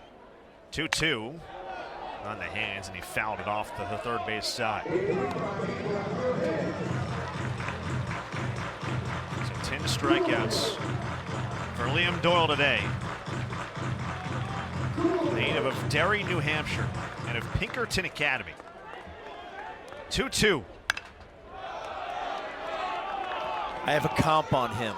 Who is it? Steve Avery from back in the 90s with the Braves. Smoltz, Avery, Maddox, absolute stallion left-handed pitcher for the Braves when they made those runs and when they won a World Series in '95. That's some high praise. Another 2-2. Rocketed into the glove of Jackson Ross. From your pitching staff. And you're looking right now, the SEC has 11 teams in the top 30. 11 teams in the top 30 in Own the Zone, the Own the Zone metric. And that's impressive. Because last year, the Own the Zone metric determined 8 of the 8 super regional champions. The higher Own the Zone went to Omaha. So if you have a good number in that, you got a very good chance to go a long way in the tournament. So what helped you create the formula, kind of realize what were the key factors involved in building? Just trial and error over the last 35 years of coaching and trying to see what matters to coaches across the country. And one thing we did is I analyzed, at 4 o'clock in the morning, it hit me, why did Ole Miss go from the last team in the tournament and then became the last team standing to win a national championship? And all they did, everything else was the same for them, and why they started winning and went on an amazing run is they eliminated slug. Their pitching staff eliminated slug at a 200-point lower slugging percentage versus their opponents. And think about it, everything else was the same, but their pitchers dominated and kept the ball in the ballpark, and their opponents basically only hit singles. Called strike 3 there. So another K for A.J. Russell. Nice pitch right there, down in the way. Tough to take. But yeah, those 4 things are important. If you win the strike zone is so key. Usually you win the game. And when you win the strike zone with slug and prevent slug, you have an even better chance of winning the game. And that's what we kind of found out at 4 o'clock in the morning. Like, wow, this is why the high-level programs are winning. Those 4 categories. They say that's often when the light bulb goes off, right? 4 a.m. A lot of great conversations. Mike Bianco was involved. Tony, Danny Hall, Jack Leggett, Brian O'Connor, Jay Johnson at LSU, Kevin O'Sullivan at Florida, just throwing stuff out there. Well, that was an Ole Miss pitching staff in 2022. That was one for the ages, and what they did down the stretch was remarkable. Hunter Elliott and what he did, and we mentioned DeLucia, the fact that Doyle's the first guy to have multiple double-digit strikeout games since him a couple of years ago.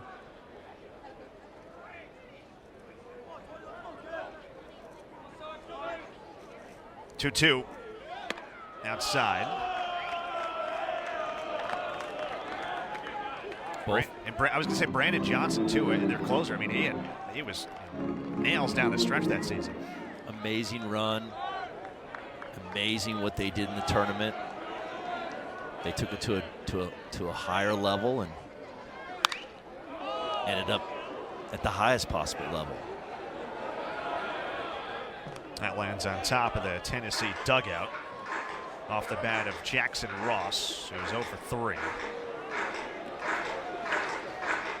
That number gets really accurate when you start seeing more head-to-head conference play too. That's when you really get an accurate on the zone number. Both these teams right now in the top 30 in that power ranking. And we'll see where they go from here. Payoff pitch to Ross. Hammered out to left. Back goes Dreiling to the wall, and he leaps and makes the catch. What a great play by Dreiling. Robbing for sure extra bases. It was nearly gone. 2 away. Well, the wind was a factor. That ball was barreled. The wind had a little parachute on that ball, just hanging it up in the air. Just enough room to make the play. Just enough breeze coming in from left field to keep that ball in the yard. 358-foot flyout. Andrew Fisher now, ball one. So you see the breeze, that's coming in from left field. The ball is flying out to right field. Now with the sun setting, the breeze is a little less, but it's still affecting the ball that's hit the left field and center field. Now we had it earlier with gusts that were around 10 miles an hour. I'll tell you what, it is picked up, and we've seen Fisher hit a couple balls that are still going back towards Oxford. Yeah, now it's picked up again. The flags are flying pretty stiff right there. Look at that. Fisher has a multi-home run game going, 4th of his career, 3rd of the season. There's a strike. Of course, this is a guy who last weekend had a 3-home run game. Nothing new for one of the premier young power hitters in the country after a year at Duke where he was a freshman All-American. Tennessee will probably stay away, trying to make Fisher hit something to left field into the wind instead of being able to pull the ball with the wind. You're seeing so far in this AB that all the sequence has been away, away, away. Count now full. On deck, Ethan Leger, who was 1 for 3, singled his last time. 2 down, top of the 7th, 4-2 Ole Miss. And a payoff from Russell to Fisher. Missed down and in, he was taking no chances there. Very, very careful. Very, very careful right there. Trying to cross count everything away. There's a sign of a hitter that is on fire right now. I would say so. So he reaches first base. He's been aboard 3 of 4 times up, 5 of 8 times in the series. And now Leger. This guy's highly capable too. You talk about in today's day and age with the transfer portal and the way things work. Leger has the background that you see more often than not. A year spent at Nichols in Thibodaux, Louisiana. He's an Abbeville, Louisiana native. 2 years at Delgado Community College. And now his 2nd year with Ole Miss. He's a 5th-year senior. He actually played at both Nichols and Delgado Community College with a guy named Braden Jobert, who SEC fans know pretty well at this point, a national champ with LSU a season ago. A big reason why he returned this year to Ole Miss was seeing his teammate and good friend Braden Jobert hoist a national title, and he said, hey, I want to win one of those in Ole Miss. Quality. I'll tell you what, too, he will not strike out. Look at his numbers, first in a lot of categories, and just does not strike out. He pops it up. Medium deep center field for Inslee. He drifts over to make the catch. The strength of this pitching staff. So they still have a lot of guys in reserve to try to hold on to a 2-run lead. This will probably be it. I'd have to say that Coach Bianco said, blow it out, give me everything you've got, and then we'll go to our powerful strength, which is our bullpen. So Billy Amick leads off for Tennessee, cuts and misses. He has struck out twice today. The top third of the order, Moore, Burke, and Amick, 0 for 8 with 6 strikeouts. 1-1. What's the adjustment these Tennessee hitters have to make? Like I said, talked about this a ton. Draw a line at your belt. Even exaggerate and just say, hey, I'm swinging at only something at my knees so I can actually fool my mind and see the ball down. Hard hit ball, left side and through. So Amick aboard for the first time. He's reached now in 10 consecutive games, and the tying run can come to the plate right away in the 7th in the form of Kavaris Tears. Off-speed pitch down in the strike zone, something that Billy Amick could handle down there. They've gotten him out up in the strike zone earlier in the game. Saw the ball down, found a hole. First base runner for Tennessee since the 2nd inning when Inslee hit the 2-run homer. Kavaris Tears is over. In perspective, he hit 2 home runs last year in 56 at-bats. He's got 7 this season in 73 at-bats. A home run here would tie the game. Strike 1. Very interesting because you're looking at a left-on-left pinch hit situation here. Obviously, Coach Vitella has a lot of confidence in Tears here in this situation. 0-1.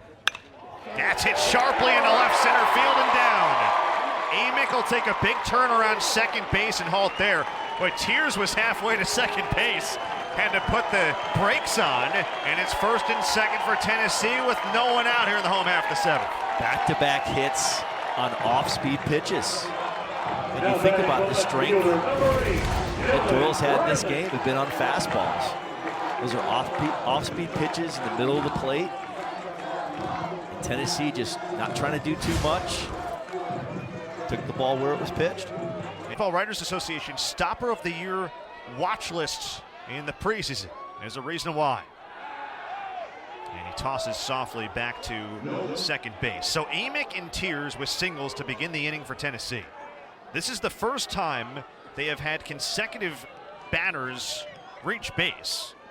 First time in the game they've actually had 2 on base in an inning because Ensley hit the 2-run homer in the second. Dylan Dreiling at the plate. And he tips that one at home plate. And this is a guy in Mallett's partner. Had Tommy John surgery last year. I mean, you think about Ole Miss and some of the struggles they had. Boy, if they had him, it could have been a whole lot different. Yeah, one of their top guys going down last year. And obviously that affected their record. Breaking ball right off the bat. Went right to his weapon. Dreiling 0 for 1 with a walk and a run. That's a good take on that slider you mentioned. Did not go. I mean, that pitch explodes with some depth. Very good tape. Hard to lay off. I mean, Mallett is a guy, he allowed 1 earned run, striking out 18 in 5 postseason outings in the 2022 College World Series run. He is sensational. 1-1. Drops one in for strike 2. Big factor in their championship run. He was. The whole bullpen was. The same way the bullpen has been sensational so far this year. The best in the SEC entering this series with around a 3 ERA. 1-2. That's drills down the right field line, and he pulled it foul. It had plenty of distance. The crowd knew that. They got out in front of it. Way foul. Another breaking ball. Well, that's where as a pitcher you want to miss, right? You make sure that pitch gets turned too much. So we talked about we want to miss inside the L or miss in. We talked about that L that's on the hitter's body that rides away. 1-2. It's outside. It's another good miss. See, that's off the L away. The joy zone is when you miss kind of just next to the L. The catcher will reach up to the middle of the plate. You want to avoid that spot for sure. Dreiling's at .414 this year with runners in scoring position. 2 on and no one out in the 6th.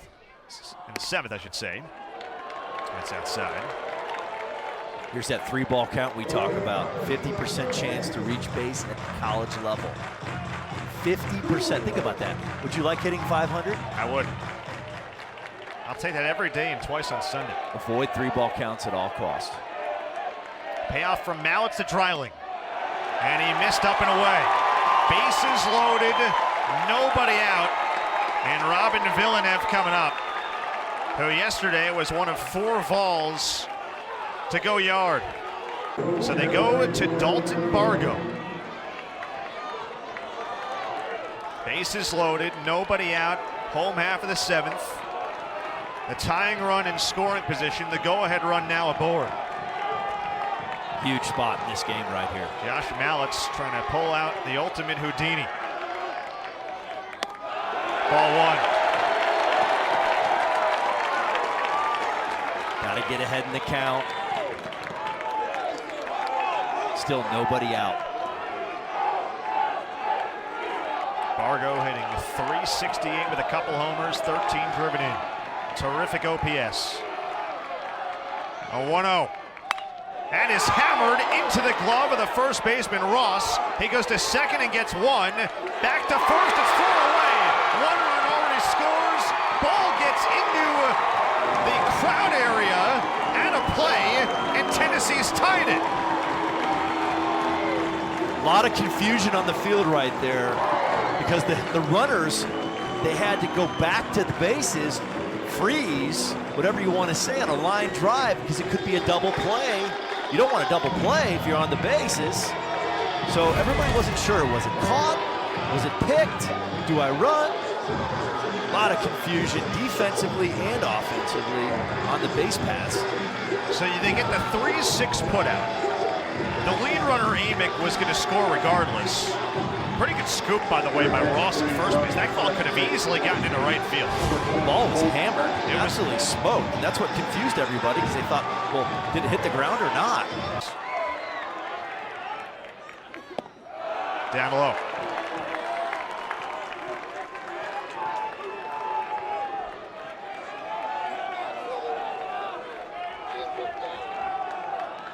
Hensley, a redshirt junior from Huntington, Tennessee. He cuts and misses. It's a good off-speed pitch there. And that's exactly why Tony, why he is pinch hitting a left-handed hitter there. They know how great that breaking ball is. Tremendous depth on that pitch. Going away from a right-handed hitter. Cut and a miss, 1-2. That's a plus slider as advertised. It's filthy. Yes, it is. Only way to put it. Nasty. A guy who's been in a lot of big spots in his career. And this is the opposite. You want to draw a line and see the ball up now. You want to see the ball up. Anything down, you have to take it. Rips that one out to left center field. Groff coming on. He will make the catch on the run, and he'll double off Bargo at second base. He was way off the bag, really for no reason. And a double sprint straight line to first base on every ball that's hit over there. Do not assume and play umpire and think the ball's caught on a line. You have to get over there. He got there late. That's why the ball was thrown into the dugout or the stands. Tie ball game. Bad fundamental PFP play right there. I saw you cringing up here in the booth when the play was developing. And another one after, I'll tell you what, Groff made a pretty good defensive play, but a base running blunder by Bargo to finish off the inning. And he cuts and misses. A.J. Russell is dialing it in. And the crowd is too. The crowd is getting into it as well. That ball's up in the strike zone. That ride fastball we've talked about from Doyle earlier in the game. And now Russell doing the same thing to the Ole Miss hitters. 3 strikeouts for him in his first relief appearance of the season. Misses with a breaking ball on Trayson Hughes. And remember, Tennessee is doing this without Frank Anderson, their pitching coach, who got ejected a couple innings ago.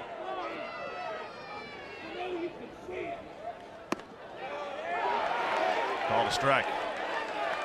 Coach Elander is capable, very capable. We never said he wasn't. It's just you're talking about a guy who's the guru and typically is in that role. 1-1. Sharply hit towards short. Long run for Curley. Throws sidearm, and he got him by half a step. That was impressive. They were shifted all the way over. Super athletic play. Had to charge it on the run, throw across his body. Look at it right here. Sidearm toss. And see, when you throw from that arm angle, the ball's going to come back. So you got to have that window kind of out in right field and then let the ball kind of slice back. It's almost like if you have a bad slice in golf and you're playing it over the trees and letting it get to the fairway. Hard hit ball past a lunging Burke and down the right field line. Fielded by Tiers in right. They'll hold Luke Hill to a 2-out single. He is aboard for the first time today. Ball kind of beat him. Good swing, stayed inside. 100 miles an hour off the bat that time. Yeah.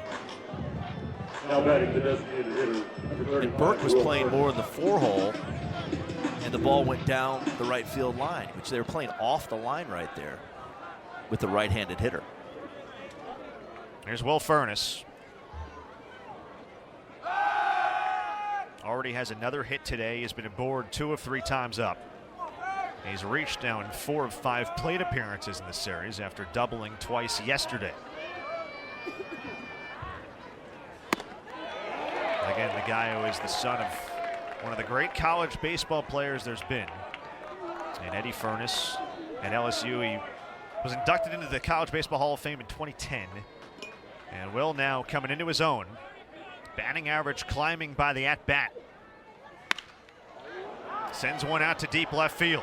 Dreiling drifting back. He's at the track and he makes the catch. Wind held it up a little bit at the end.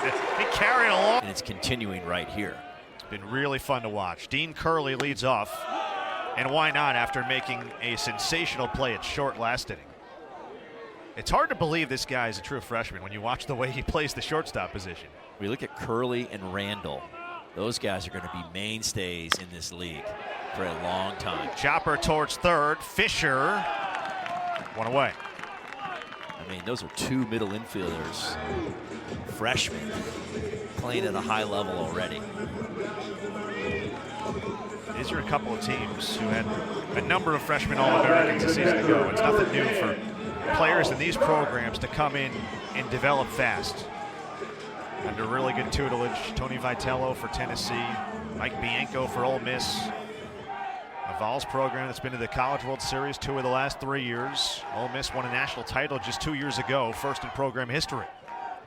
Cal Stark takes down low for ball one at 94 from Josh Mallitz. Tennessee got a 2-run homer from Hunter Ensley in the second. Doyle then retired 13 in a row. Stark cuts and misses. Gosh, there's that wipeout breaking ball. 3-mile-an-hour hammer. Missed that by 2 feet.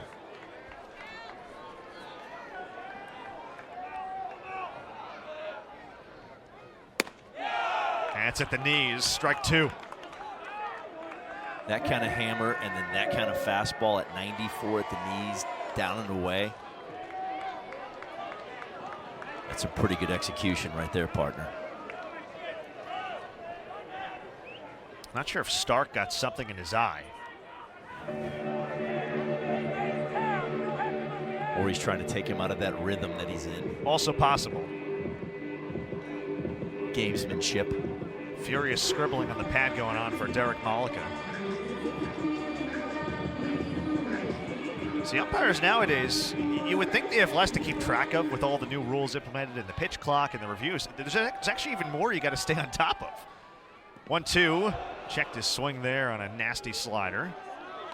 2-2. More stuff off the field. Yeah. Non-baseball additions. Replay, clock, stuff like that.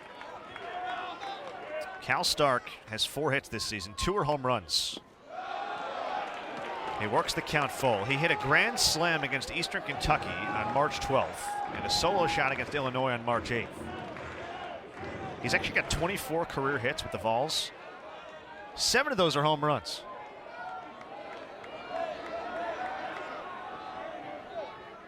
Mallitz deals, and he missed low and away. A 1-out walk for Stark.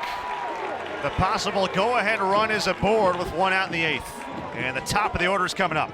So I was just going to say, and it turned over the lineup. Second baseman, number 1, Christian Moore. The Vols get to their guy, Simo. Simo Hitmo, like the sign out in left center. Multi-home run game for him last night. 3 strikeouts today, he's 0 for 3. Ball 1. Junior from Brooklyn, New York. There's his sign. Again, we always think that that is too short out there in left center because you got to go about 375 to hit it there. He's averaging, what, 410 on his home runs this season or so. Minimum 410. 1-0. That bounces off the glove of Smithwick. And into scoring position goes Stark. So the go-ahead run is now at second base. And Tennessee as an offense really needs nothing gifted. And Ole Miss has done that a little bit these last couple innings. It's been a little sloppy here at the end of this, near the end of the game here for Ole Miss. 2-0. In there for a strike. How about the poise to drop in a breaking ball in that spot? He's got a good one. He does. Christian Moore, preseason All-SEC second team. Golden Spikes Award watch list. 2-1. Chopper foul left to third. First 10 games spanning 35 at-bats. He's got 8 home runs now over his last 67 at-bats. So about every 8 at-bats, he's due for a long ball. 2-2. Slow roller, tough play, left side of the infield. Fisher cuts it off and throws out of time. Moore racing down the line, beats it out. They're on the corners with just 1 out for the Vols in the home half of the 8th. We talk about his home runs yesterday. Soft contact right there. And then the speed of Moore down the line. Just too much. Too much for that slowly hit baseball. Great hustle down the line right there. Number 25, Blake Burke. So the go-ahead run now 90 feet away for Tennessee. Nothing Fisher could do right there. One of those in-between kind of hops. He did the right play cutting it off. Just too great an athlete getting down the line. Ball just wasn't hit hard enough. So now Blake Burke. Here's a guy who relishes these kind of moments. You're still 1 pitch away right here. 1 pitch away. First pitch. Drilled out to right. Back it goes. Hughes, it's over his head, and it 1 hops off the wall. Stark trots in. Moore to third. Blake Burke delivers. A go-ahead long RBI single. Tennessee back on top in the 8th. Wasted no time. First pitch swinging. Hammered to the pull side.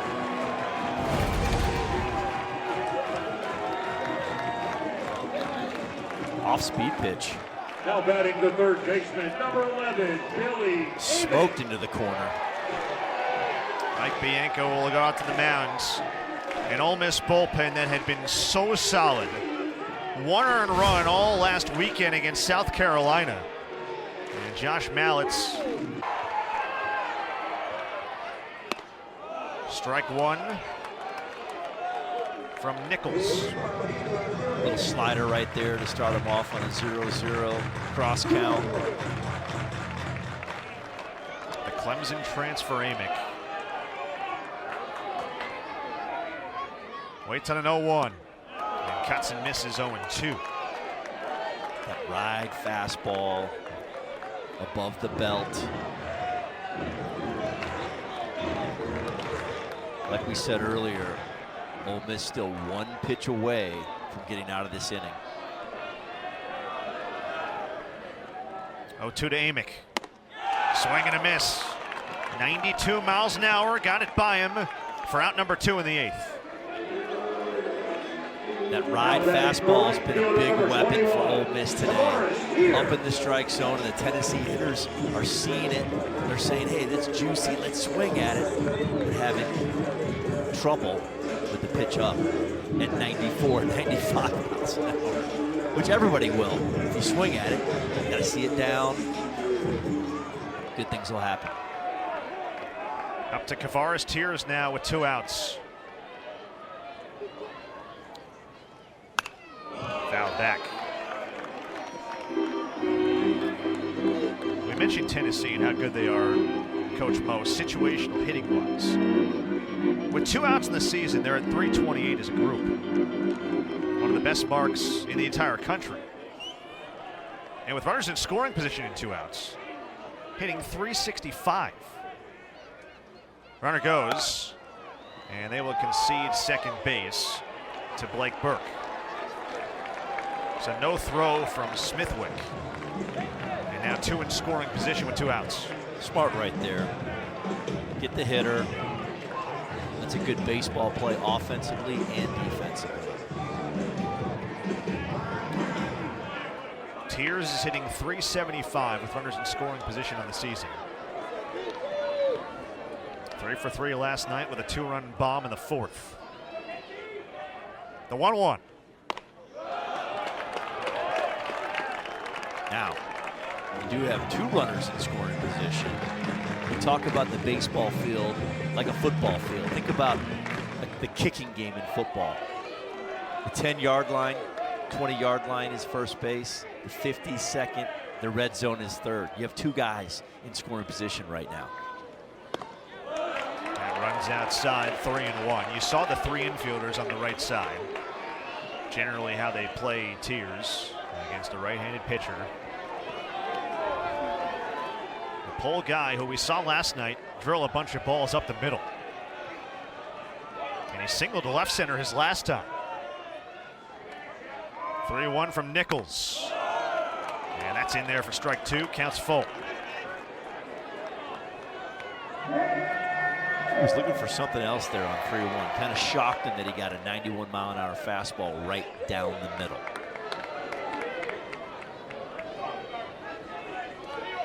Moore at third, Burke at second.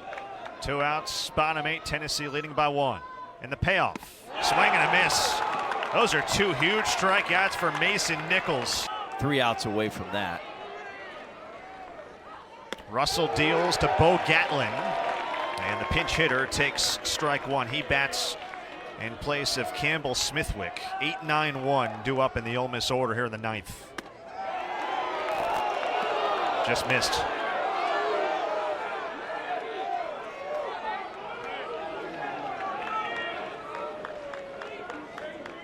One.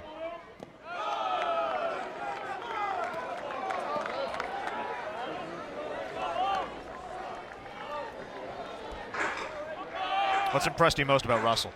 Well, he's charging it in there. He's commanding what he wants to do. Now, on that one right there, 1-1, he lost his advantage. He could have gone 1-2, and he goes instead to 2-1. Now it's hitter advantage. Hammered foul by Bo Gatlin. It's 2-2. We saw him last night. He pinch hit in the 6th and drew a walk. Now we're back even. So even Steven between the hitter and the pitcher at 2-2 and 2 strike counts. So you have to fight and grind right here. That runs inside at 92 and the count's full. And now we're at a 3-ball count. We talked about those 3-ball counts. Hitter goes back to the, advantage goes back to the hitter. If Ole Miss can put 1 guy on, they'll give Andrew Fisher a chance. He's got 2 home runs today. Payoff pitch from Russell to Gatlin. And he missed upstairs. And the tying runs aboard to start the 9th for the Rebels. So Gatlin, a 2nd straight walk in as many nights. And now Braden Randall, who back in the 3rd inning hit his 2nd home run in as many days. Talk about a true freshman who plays older than that. We've seen some great young players in this series already, and 2 middle infielders, 1 for Tennessee playing shortstop, and obviously Randall playing second base for Ole Miss. Going to be some great players as they get older in the league and more seasons. Judd Utermark will pinch run at first base. So he comes on for Gatlin, who drew the walk. It is amazing, though, we get to those 3-ball counts, the pressure goes back on the pitcher, and a lot of times you'll see the hitter will win that. Randall showing bunt, lays down a beauty. It's got to be fielded by Stark, and he throws him out at first base. But a job well done by Randall, and he flips it over for the top of the lineup with 1 out in the 9th, a tying run now in scoring position. Great bunt right there, fundamentally sound. For Ole Miss's offense, you want to put the pressure back on Tennessee. You want to get a runner into scoring position, which he is right now. We talk about that as a football field like we did last inning. First base being your own 20. He's on second base, he's at the 50. The red zone would be third base. So he is halfway home, as they say, on a baseball field. Strike 1 on Jackson Ross. Top of the order for Ole Miss. 1 out in the top of the 9th. Again, a 15-3 run rule victory for Tennessee last night in game 1. They're 2 outs away from clinching the series. Does Ole Miss have a counter? Russell deals. Swing and a miss, 0-2. There's that ride fastball up in the strike zone. Tough to hit all night for both teams. Ole Miss 0 for 2 tonight with runners in scoring position. They're 2 for 11 so far in the series. Can Ross deliver? 0-2 from Russell. Up high. Tried to go up there again. Ross didn't offer. Florida Atlantic transfer. He was first team All-Conference USA a year ago.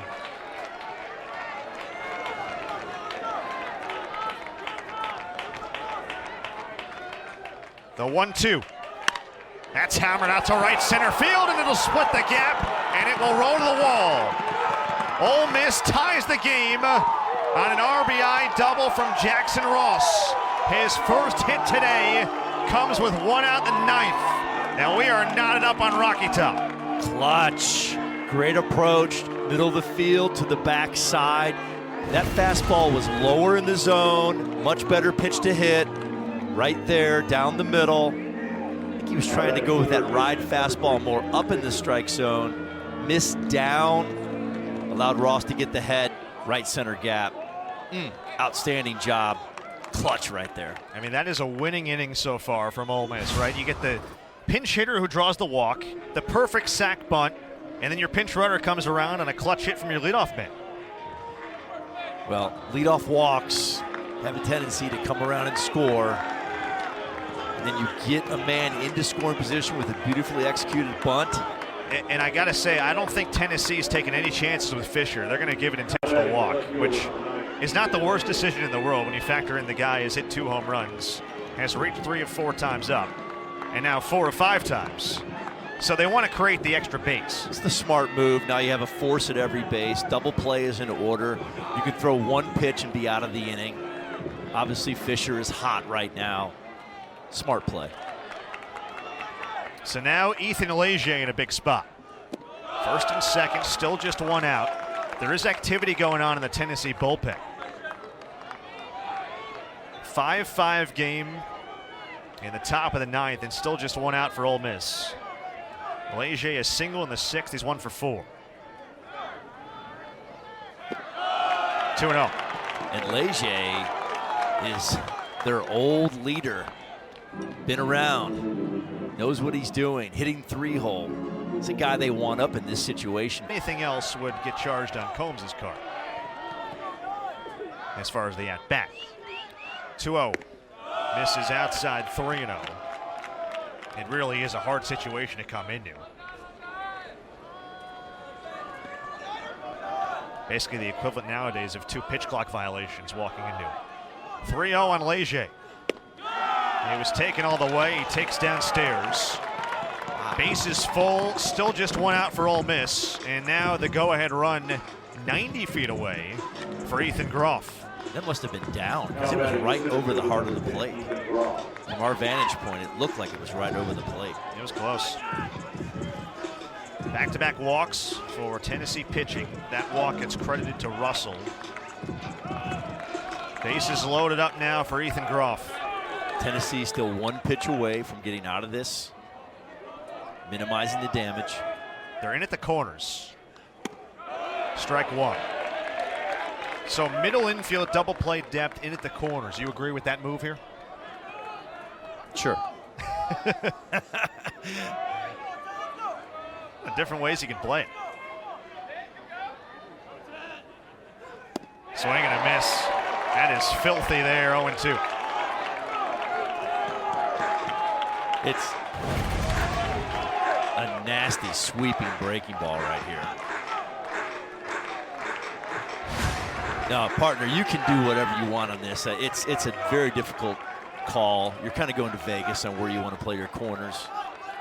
Double play is what you need. Groff hits it into left field, a base hit. Ross scores. They're going to wave around Fisher. The throw from Dreiling offline. A go-ahead 2-run single for Ethan Groff. A 3 spot in the 9th for Ole Miss. And they lead 7-5. Breaking ball. Hit out front in the 6-hole. Just hanging a little bit. Perfect placement. 2-run RBI. That is a guy who has delivered many a time in his career. 6th year of college baseball for Groff. He actually hit a walk-off homer against Mississippi State a couple years ago when he was at Tulane. And he does it here tonight to give Ole Miss the lead. Trayson Hughes now, and I'll tell you what, Tennessee's, they're not out of the woods yet. Still just one out. Yeah, still one pitch away like we talk about, but they're having a hard time rolling that double play ball to get out of this inning.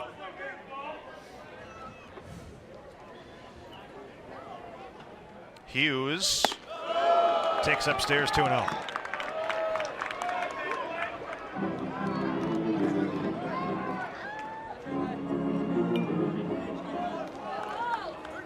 Cannot say enough about two-strike hitting. Big double to drive in the tying run earlier in this inning. 91 that time. Strike one.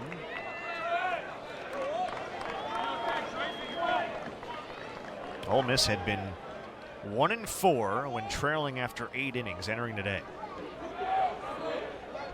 2-1.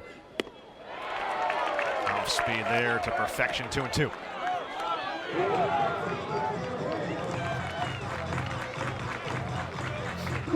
Be interesting to see if Ole Miss starts a runner right here, try to stay out of the double play.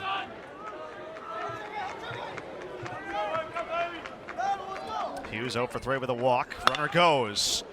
Hit to second base. This will score another run. So they sent him at the perfect time. It's an RBI ground out for Trayson Hughes. It's a 4-run ninth for Ole Miss. Exactly. I've got a 3-run lead. Exactly what I mentioned right there. If he stays at first base, that's a double play, one pitch, they're out of the inning. The movement right there, great call, fantastic call by Ole Miss on the offensive side. Got you another run right there. It's almost as if Mike Bianco's been at this a long time, which of course he has. 8-5 Ole Miss. Ball one on Luke Hill.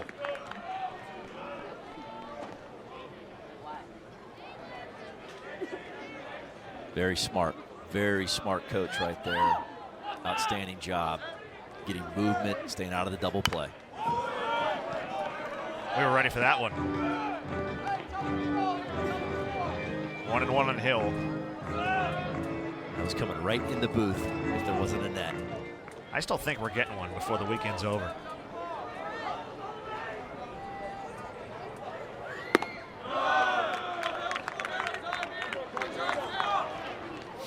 Well, we spotlighted Ole Miss's pen and what they're capable of. There are a lot of arms that Tony Vitello and, of course, Frank Anderson, who got ejected earlier, trust in this bullpen, but you still got to learn how to win close SEC games. This one out to deep right field. Tears is back. Track, and he makes the catch. For the final out of the ninth. And ninth inning where Ole Miss get Rebels, still running Rebels, because they were running. They ran the bases. They were aggressive, two-strike hitting. Really impressive. Dylan Dreiling leads off against Mason Nichols here in the bottom part of the ninth. So 5, 6, 7 due up in the Tennessee batting order against Nichols, who we did mention has allowed a couple of hits over his last few outings, but for the most part he has been outstanding. And .79 ERA coming in. The only run he allowed was against South Carolina last Friday. He actually began the season with 10 scoreless innings. Dreiling's walked twice. 1-1. 2-1. A walk here would work very well to start things off for Tennessee. Well, that's exactly what happened for Ole Miss last inning. When you walk a leadoff man, it's big inning potential, and it equaled 4 runs for Ole Miss. 2-1. That's in there, 2-2. Amazingly, Tennessee in this game has put the leadoff man aboard just once in 8 innings so far. Only time it happened was back in the 7th. Go figure, they scored 2 runs that inning. 2-2 to Dreiling from Nichols. At the knees, called strike 3, 1 away in the ninth. That is 3 straight strikeouts for Nichols since coming on in relief. Outstanding pitch right there. I mean, you've got that wipeout slider the hitters have to respect. We've seen some fastballs that have been taken in the strike zone because of that respect of the just plus breaking ball that Nichols has. Your attention, please. Pitching for Tennessee, number 13, Reese Chapman. So Reese Chapman will pinch hit now.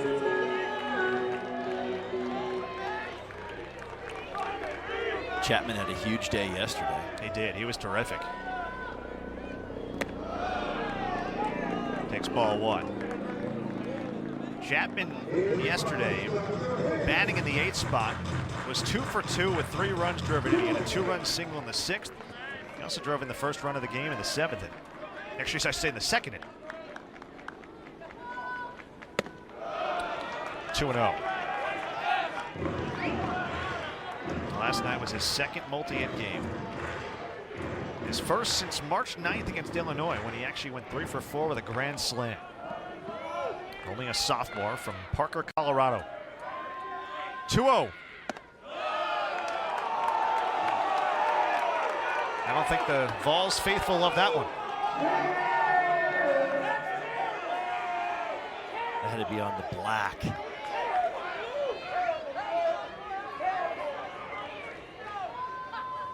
Two 2-1. 2-2.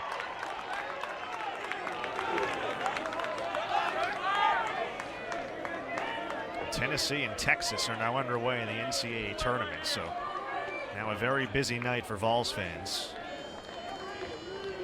That's late in the first half. 2-2. Now back. Nichols' fastball has a high spin rate.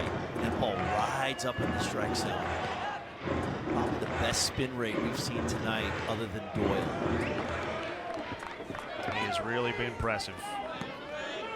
23 appearances last year, led the team. 3rd on the team in appearances in 2022 as a freshman. Swing and a miss. 4 batters faced, 4 strikeouts for Mason Nichols. And he has Ole Miss out away from evening the series. That ride fastball. Now batting the center fielder, number 9, Hunter Right at the Inslee. belt. Hard to hit. Got to get on top of that. You have no shot. 4 for 4 in strikeouts against batters faced today. His season high in strikeouts is 5. He's done that twice. Both of those outings, he went 2 or more innings. Hunter Inslee, last hope for Tennessee to stay alive. Strike 1. A casual 92 on the inside.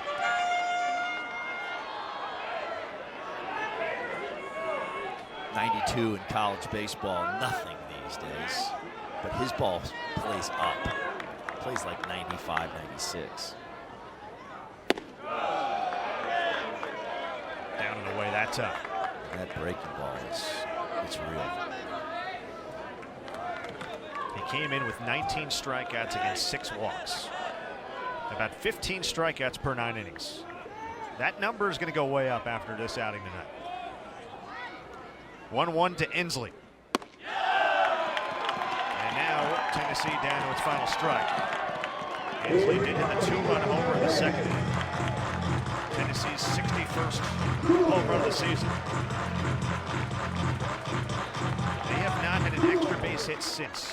1 ball, 2 strikes, 2 down, bottom part of the 9th. And Nichols deals, and that's out to deep left center field. Long run for Groff, it's over his head, and it 1-hops off the wall. So Inslee has his 2nd extra base hit today, and doesn't shovel dirt on him yet. Tennessee's still alive here in the bottom part of the 9th with 2 outs. Great 2-strike hitting right there. Through the middle of the field with power. Something up in the zone. Didn't try to do too much. Now batting the shortstop, number 23, Dean Curley. Great swing. He is really starting to put it all together in the plate.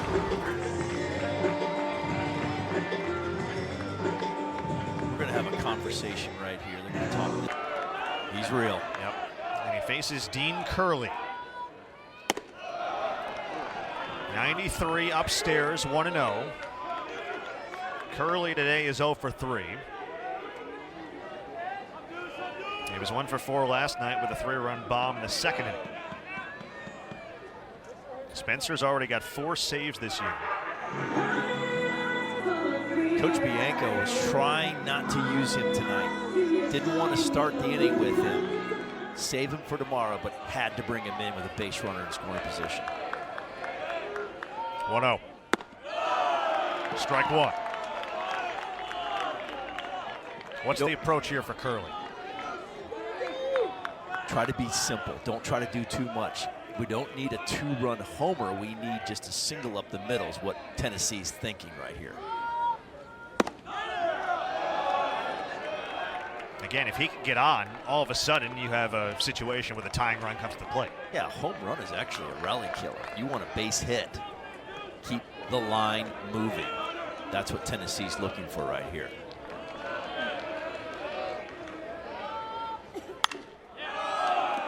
Fouled away. Tennessee once again down to its final strike. If you're Ole Miss, you're saying, hey, this game played out exactly the way we want. Our starter going deep into the game, getting to our elite bullpen, and giving us a chance to win. Ole Miss 1 strike away from evening the series. 2-2 from Spencer. Up and in, 3-2. 3-ball count, facing elite stuff. Freshman hitter. Keep grinding out a 2-strike at bat right here. The payoff pitch from Spencer, and he missed inside. So the tying run will come to the plate. Great at bat by a very young player. New to the league, freshman shortstop. Shows a lot of poise, a lot of makeup right there. Against elite stuff. So this becomes a pinch hit spot, and it's Cannon Peebles. Your attention, please. Pitching for Tennessee, number 5, Cannon Peebles. He started last night, he went 0 for 4. He actually struck out 3 times. But he's a guy who is certainly capable. Last year at NC State, a freshman All-American, hit .352, 12 home runs and 50 driven in. 281 average this year, has yet to go yard. And he takes strike one. Nice pitch right there at 93 miles an hour. On the black, down and away. Hensley at second, Curley at first. Spencer trying to lock up his 5th save. The 1-strike pitch. That's down the left field line, slicing foul. And once again, Tennessee down to its final strike. 0-2 against this kind of stuff. Very, very difficult right here. 0-2. Gotta scratch and try to get it back to 2-2. Maybe foul a few pitches off. Spencer deals. Called strike 3 outside corner. Ole Miss rallies in the 9th for 4 runs.